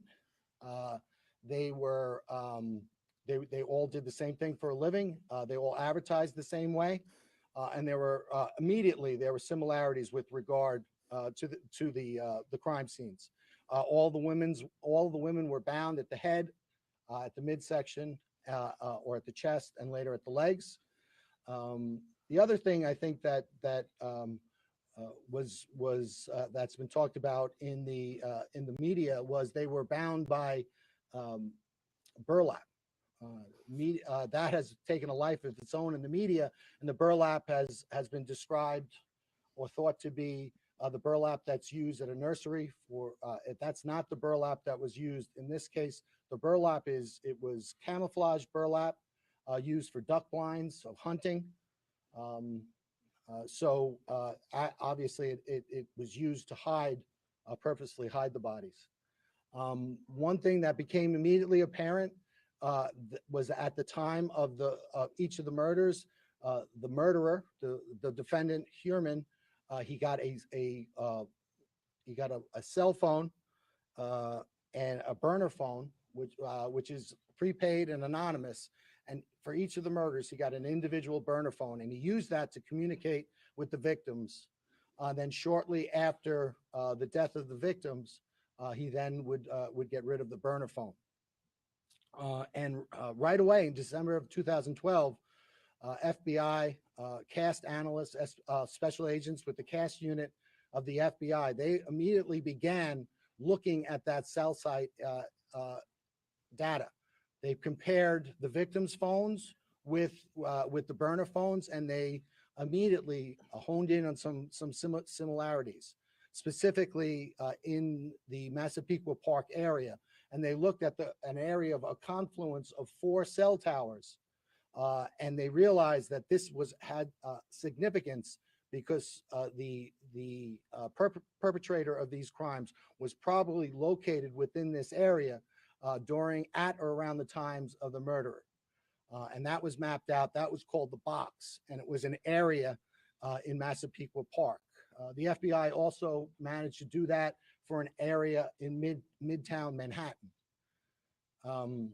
And so that was an investigative lead. The other investigative lead at the time was, even though there was a significant amount of time that elapsed with regard to before the victims were recovered, there was some significant evidence recovered. Specifically, there was a hair recovered from Maureen Brainerd Barnes from a belt buckle that was around her legs. With regard to Megan Waterman, there were 3 hairs recovered from her, one from around her head area, one from around her leg area in the burlap, and then there was one caught in between the tape. And that was recovered. Amber Costello also had a significant hair that was recovered during the time of the recovery. But again, the crime scene, because it was out there for so long and because it was exposed to the elements, those hairs were degraded, so you couldn't use traditional DNA analysis on it. You would have to wait and use mitochondrial DNA. And back in 2010, the technology wasn't there for mitochondrial DNA. So the investigation proceeded, but also technology proceeded as well. And then in January and February of 2022, we formed the task force. We began working collectively. And then a mere 6 weeks later, on March 14th, 2022, Rex Heuermann was identified for the first time. And the manner in which that was done was the New York State investigator looked at a database. Amber Costello, the day before her disappearance on September 1st, 2010, she met with an individual for the purposes of having him pay her money for her services. But she involved herself in a ruse where once the individual gave her money, and other individuals came into the house, pretended to be significant others, confronted the individual with the purpose of making that individual uncomfortable, having him leave without retrieving his money. And that's exactly what happened. So that individual was identified as a person who was between 6'4" and 6'6", a large man, thickly built, not necessarily overly muscular, but just a naturally big person with glasses, white, and dark hair. Also of significance was that the fact that he was driving a dark-colored black first-generation Chevrolet Avalanche with a very unique feature that was between it's a pickup truck, so it was between the cab and the bed, and that was identified. Again, that was back in 2010. But it wasn't until March of 2022 that database was searched by the task force, and this individual was identified. That individual was Rex Heuermann, the defendant. And right away, there were some commonalities that came right to the fore. Rex Heuermann, 6'4", largely a large person, not necessarily muscular, but a very physically large person. He has glasses. He has the dark hair, and also of particular note, he owned at the time that first generation Chevy Avalanche. But there was more. He lived at 105 First Avenue, which was located within that box area that the FBI first discovered in 2012. But there was more. Also, he worked at the time at an architect and he owned his own architectural firm at an address at 19 West 36th Street in Midtown Manhattan. And that was also the area of interest that was identified by the FBI in 2012. Again, that was March 14th, 2022. And from that point on, our partners and my office, we used the grand jury to continue to investigate. And we executed over 300 subpoenas, search warrants pertaining to this individual to find out more information. One of the things that we did is we followed him because we wanted to get an abandonment sample of his DNA, which we were able to do. We also got DNA samples, abandonment samples from his family. And then we went back and we got mitochondrial DNA testing. And with regard to, there's an aspect of New York State law that doesn't allow me to talk about DNA testing, specifically at press conferences. It's so I can't do that. However, at the arraignment and also when we filed our bail letter, we talked about the significance of that evidence. So if anyone needs to see that, but suffice to say, that evidence was significant, especially with regard to the other evidence that we had developed. But it was there was another interesting aspect. We looked at the Heuermann family travel records, and we learned that during the murders of the last three women, Bartholomew, Waterman, and Costello, that during the commission of those murders, the defendant's wife and children were out of New York State, and he was alone in the tri-state area.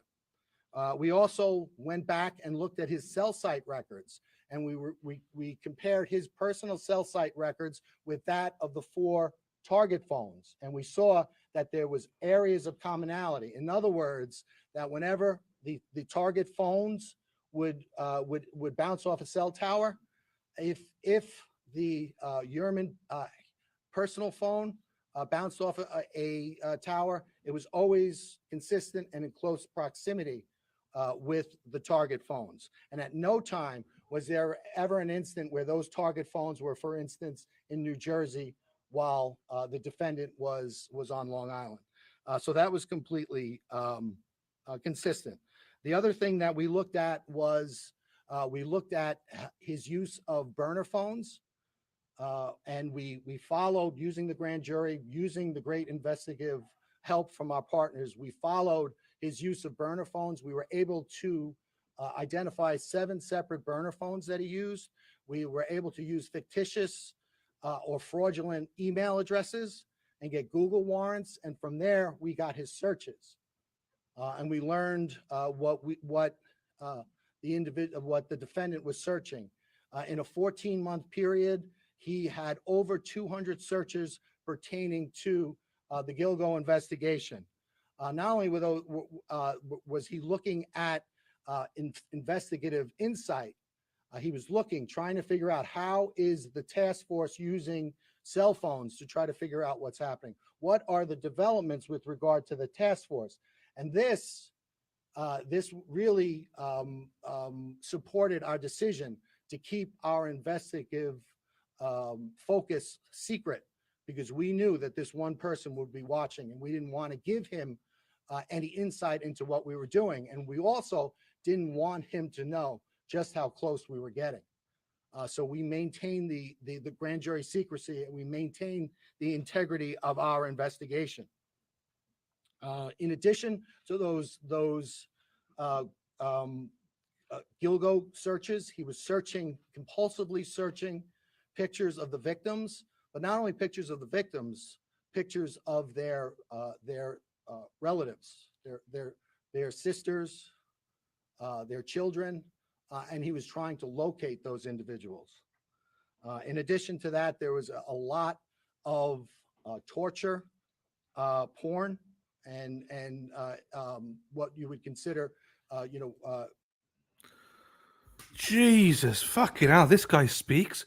He did fuck all, mate. He literally did nothing in this investigation. I mean, credit, but let the people speak that actually did the investigation.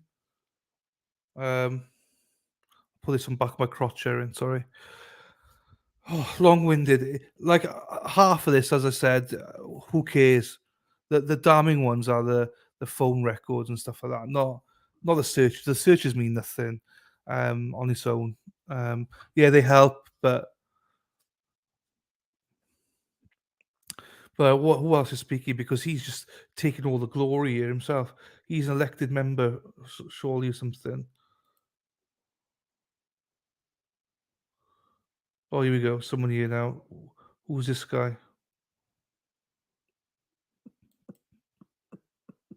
Pat Ryder would do it, and he would do it quietly without much fanfare, and we know he would keep the confidentiality of our grand jury and our investigation. So I want to thank him for that. And with that, I will turn it over to Commissioner Rodney Harrison.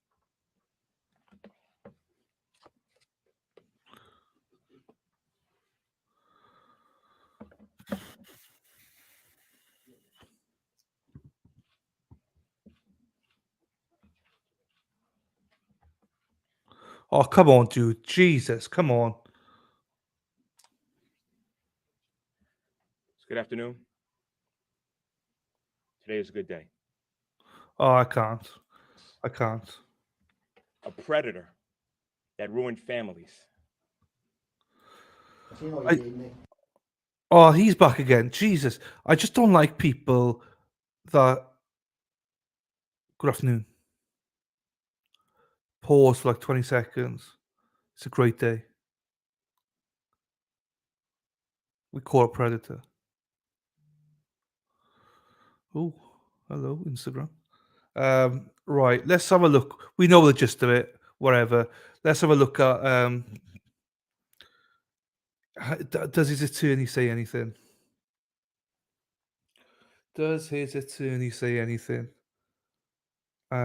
Stop screen for a second then. Rex Heuermann.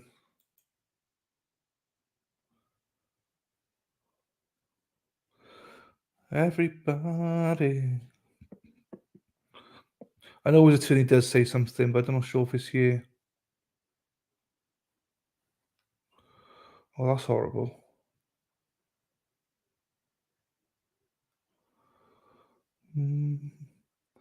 Okay. Live. No, don't want that.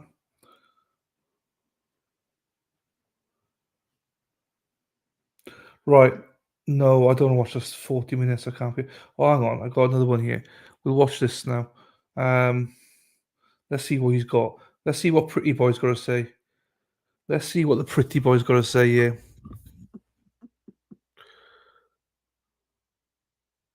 Come on, Pretty Boy. What do you have to say? Here we go.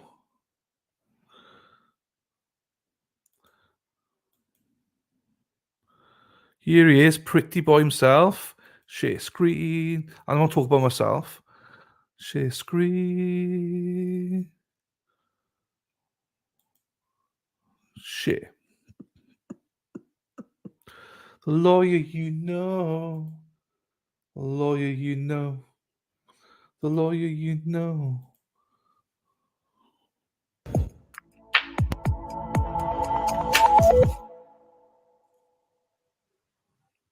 What's up, everybody? Feeling extra hipstery today with my hipster stash and my 5-panel hat on forward bill flat. I'm sure you all will have some feelings about that in the comments. But today we are diving back into the Gilgo Beach case and the suspect, specifically Rex Heuermann, because after last week's video where we took our first look at this case, and the defense attorney said it was a largely circumstantial case, meaning most of the evidence was circumstantial instead of direct. A lot of you had questions about that. What's the difference? There's DNA, there's video. I thought that was direct evidence. So today we're going to take a quick look and explain what the difference is between direct and circumstantial. This would be good. This would be good to understand what the hell's going on here. Should have played this at the start, shouldn't I? Evidence. And we're also going to apply it to the evidence that we know exists in this case. We're going to look at some of it together from that same bail document that we discussed in last week's video. So if you are one that is still interested in this case, I shouldn't say still, is interested in it because it's relatively new to our channel, hit that like button and let me know in the comments, and we will continue to cover it. I'm recording this on the weekend because, as you know, I'll be on vacation next week. I'll be looking in and probably doing some videos and stuff. We're hoping our first day in the life short will come out. We've got some other things planned, maybe our 250K celebration if we can get it edited in time. So hit that reminder bell and subscribe if you haven't already to all the videos that are going to be coming out this week, even though I'm on vacation, because the content is still coming. I enjoy it. You enjoy it. So let's have fun doing it, right? And keep the positivity in the comments. And disagreements are cool, but tearing people down does no good. Dave, you can watch him on YouTube as well, mate. The Lawyer You Know. He's got he's got a good channel. Do you know what I mean? I think he does too many videos now for my liking, but he is good. He's my go-to guy. He said he's got his 13th year anniversary this week, so that's going on. Him and his wife are enjoying somewhere. So yeah, always listen to what he's got to say. Right. But so I don't think we need to do any of that. Let's just try to keep it as positive and enlightening and educational as possible. So let's talk about direct versus circumstantial evidence. And I think the best way to do that is describing it and giving examples. So one of the ways I'm going to describe it is by using a jury instruction. And this seems pretty simple and obvious, but this is what we read to juries when we try to explain it to them when they have to make a decision when looking at evidence and getting a verdict in a case. Evidence may be direct or circumstantial. Direct evidence is direct proof of a fact, such as the testimony of an eyewitness. Circumstantial evidence, sometimes called inferences, consists of a chain of circumstances pointing to the existence of certain facts. Circumstantial evidence is based upon deductions or logical conclusions that you reach from the direct evidence. So I think this is an important indication that certain things can be direct evidence of a fact, but it's not necessarily direct evidence of the fact that the defendant committed the crime. And I think that's something where people get confused. So some examples of direct evidence that the defendant committed the crime. And people's first inclination is always, well, we can't expect this to be in every case. Sure, but it does happen. It happens in a lot of cases where there is either a video recording of the defendant committing the crime, an audio recording, undercover tapes of the defendant admitting the crime or committing whatever the crime is, right? And confessions and things like that. An eyewitness. I saw the defendant commit this crime. I saw Rex Heuermann in this case do this to these girls, take them to the beach and bury them. That would be direct evidence. That doesn't exist in this case, as far as I know. That would be direct evidence. And then usually this would be considered direct evidence if you can match a bullet with the murder weapon, if you can put or match the defendant's fingerprints on that weapon as well. That is usually direct evidence. Okay, because it directly proves that the defendant probably committed this crime, right? So then when we talk about circumstantial evidence, a video of the defendant fleeing the scene, DNA at the crime scene, DNA, like in this case, on the tape or the burlap sacks or the belt in this case. Sorry, not tape. That's Brian Koberger's case. I'm sorry, that's Lori Vallow's case, not Brian Koberger's case. Koberger's case, DNA at the scene, circumstantial evidence. The hairs connected to the defendant's wife. In this case, circumstantial evidence. Right? You understand why. Because it's circumstances that we can draw inferences from that would make us think, why would that happen if he didn't commit this crime? Not directly proving that he committed the crime. Other circumstantial evidence. We know the defendant was at the location. If something happened at a party and the defendant was one of the people at that party, that's circumstantial evidence. Doesn't mean he did it, but he had the opportunity. Same thing in this case. We know the defendant's wife and kids were out of town on the date ranges where all of these crimes, when these crimes were committed. Circumstantial evidence. Those are circumstances that could lead us to believe a specific fact. Can be incredibly important. It's the same thing when we talk about it in jury selection and we say, Direct evidence would be video of it snowing or raining outside, usually is what we use in Florida. Video of it raining outside. That proves it was raining outside. But circumstantial evidence is the ground is wet. People put their umbrellas down. People's clothes are wet. Circumstantial evidence, right? We didn't see the rain, but we can infer it based on those facts. And I think it's important for us to remember this as we look at things, that circumstantial evidence can be incredibly strong and can prove a case. Direct evidence is usually stronger, but some people would say the hairs are direct evidence. In this case, I would call it more circumstantial. But if you're going to call them direct evidence with the DNA match, some direct evidence can be weak or circumstantial evidence, because if the hair was diminished and the DNA wasn't perfect, or like the DNA in Koberger's case, touch DNA, experts can really pick that apart. So even certain evidence that seems stronger can be picked apart. So just because you have direct evidence doesn't mean it's always over. Just because you have circumstantial evidence doesn't mean your case is weak. It's a way to say it, like the defense lawyer did in the press conference. And then here's another example I want to just kind of talk through. We're going to scroll through some of the pictures in the bail document that gives us some of the facts of the case.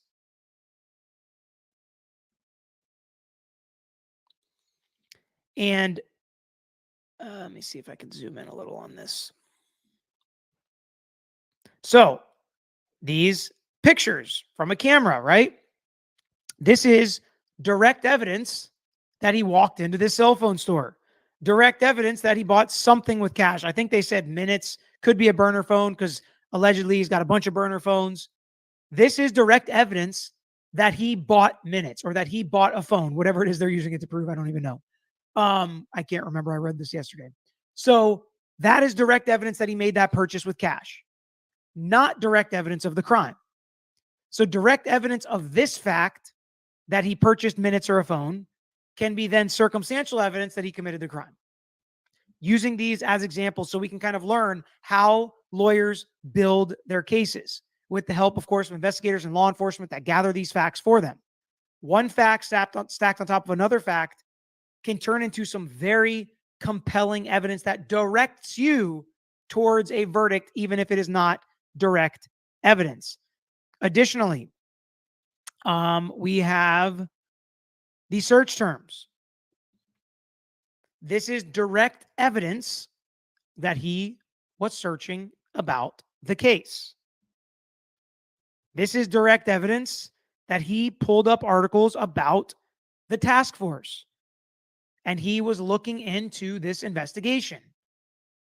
The direct evidence of those facts is circumstantial evidence to get to proof that the crime was committed by this defendant. And when you look at a lot of what the evidence is in this case, the searches, the opportunity with his family being out of town, the cell phone pings that he was in certain locations at certain times, that he was arguably close to where the crimes are committed, close to where the victim's cell phones were, close to where the bodies were found, drove the car that was used. That's all circumstantial evidence because it's putting together circumstances that make it possible, probable, more likely than not, maybe beyond a reasonable doubt, that Rex Heuermann committed these crimes. That's what the state is trying to do, putting together this circumstantial evidence. And the reason it's circumstantial is because thousands of people drove avalanches back in the day. Thousands of people live in that area where the victims' phones were. There were probably thousands of cell phones that were just as close as the defendants. Thousands of people were probably on those beaches that night. Thousands of people had their wife and children out of town. Maybe not on all of those dates, but at least on some of the dates. Thousands of people probably I don't know about thousands, probably thousands if the world is a sicker place than I think, have burner phones. Thousands of people pay cash. So when you think about how all this worked, that's why it's considered circumstantial. But when you start to hit the same guy over and over again, 1,000 people were within the vicinity with their cell phone. Okay. Then the group is even smaller who drives avalanches. Okay. The group is even smaller whose families were out of town. And then, of course, the smallest group, 99.9% accuracy, whose own hair and wife's hair was connected to where the bodies were found. So that's how you kind of start big and work your way in. And I believe we're kind of getting there as well in Coburger. At least the state's trying to get there by doing the same thing. We have a car and a launcher. We have cell phone pings. We have the cell phone turned off. We have DNA at the scene. We have the fact that he was in the location and that he had been there before, right? Because if you start how many launch, You see, up until this point, I thought Peter's doing fantastic.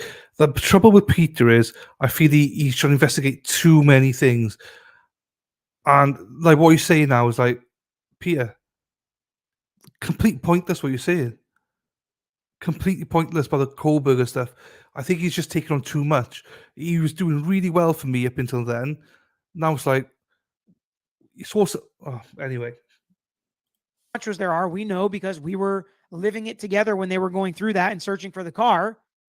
So we know there were plenty of Elantras. But then to narrow it down, you start thinking about, well, how many people's cell phones were in the area?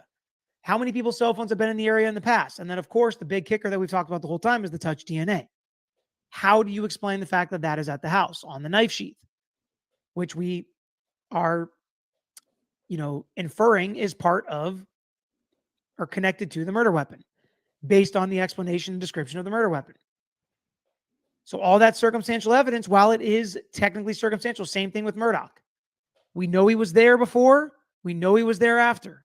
We know he has guns. We can't find the guns, but we know he has them. We know he lied about where he was before. We know he lied about where he was during. All of those things are circumstances that would lead us to believe he committed the crime. So just because the defense attorney calls this case largely circumstantial, just because it doesn't seem like at this point there's a lot of direct evidence that Rex Heuermann did this, doesn't mean the state can't prove its case. Doesn't mean the state's case is weak. Doesn't mean it's strong, of course, but that was most of the questions I got. Does that mean it's a super weak case? Does that mean they're going to lose? Now, I will say, combining a largely circumstantial case with a 13-year delay does create issues. But that's why I think they have stacked so many layers of circumstantial evidence on top of each other to where they've got a lot. It really seems like they've got a lot. We'll see how it's presented. We'll see what the defense can come up with. We'll see what holes the defense can poke. But it seems like they're on their way to being confident in proving this case beyond reasonable doubt.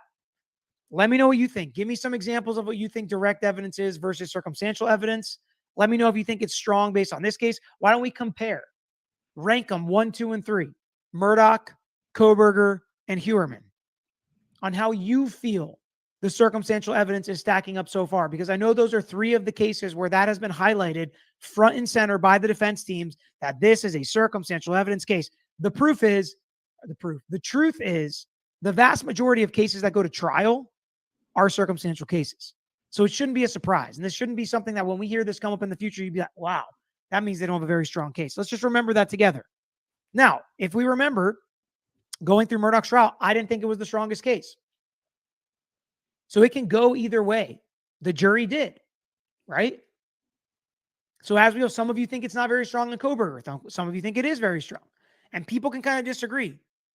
But circumstantial evidence does not always mean weak. That's one of the big things I wanted to just kind of make sure we cover, and to give the examples and to give you a definition that lawyers give to jurors to help them understand and decide things based on circumstantial evidence. So hopefully you guys enjoyed this. If you learned something, let me know by hitting that like button. Until the next time, I'm out of here. Thanks for watching another episode of The Lawyer You Know. Okay. I think he's good, but I wish he did less trials. As in, he's trying to do like 3 videos a day or something at the minute, and it's like, I think he gets some stuff wrong. Not wrong deliberately, but I don't think well, in my opinion, what he's saying there about Kohlberg is not true, half of what he said. So, but like you said, you can agree to disagree. You might think it's stronger than I believe it is. So, I think it was a good video. Even though it's circumstantial, there's a hell of a lot of circumstances. I like the way he said about the 1,000 people down the beach and 1,000 people here.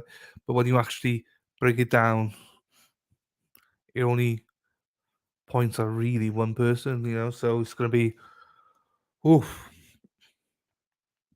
But I also understand that you got to take it sometimes a pinch of salt. We know from grand juries, PCAs in the past, like Murdoch trial, people have lied under oath, and no one gives a shit about it. People who misled, PCAs have not been 100% correct. There's also been misled.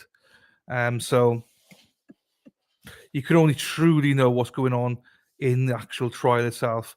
But there's a lot of stuff here. There's a lot of stuff that, although circumstantial, the thing with the phone shop, they can explain that away. Do you know what I mean? That they don't actually know, I don't think, what he actually did there. But there's so many other things I don't. It's just all those calls to the family, literally just down the road. Well, not even down the road. I mean, literally 0.15 mile from the office and stuff. So we'll see. I mean, don't know what you guys think. I think majority think that you just need to remember this, right? I'll remove myself. Remember,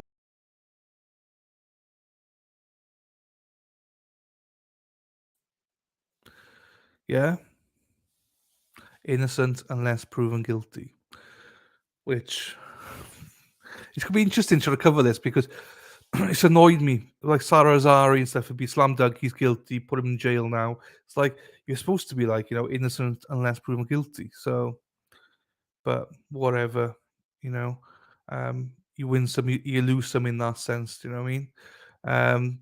Luna's wide awake now. Luna's playing playback, I think. She's like half an hour behind everyone else. So yeah, I'm not sure what everyone's thoughts are. I think most people probably would say right now, obviously he's innocent, but it's very damning, shall we say? Very, very damning. This PCA, there's a lot of it as well, which, do you know what I mean? And there's stuff about the guns and stuff, and they're digging the what do you call it, the garden up and digging it. Oh, it's just going to be a mess. Can you imagine this guy was going to retire in South Carolina, in the corrupt South Carolina? And if you haven't seen the videos, I've got two videos out. One about corruption in South Carolina, and one about what's her name again, Zav girl as well. So I think that's all we've got to cover with this one. I don't think there's any questions. There's not hardly anybody here now, so I think we'll leave it on that. I think no one's got much to say. I don't think. I thought it was a nice little stream. We've learned a little bit about this now. There's obviously articles in Discord if you want to have a look at that. If you remember, then take a look. If you don't remember, then just press that join button, get yourself a membership, and you can have access to Discord. Spider Girl will let you in. So with the keys. So yeah, that's where we're at.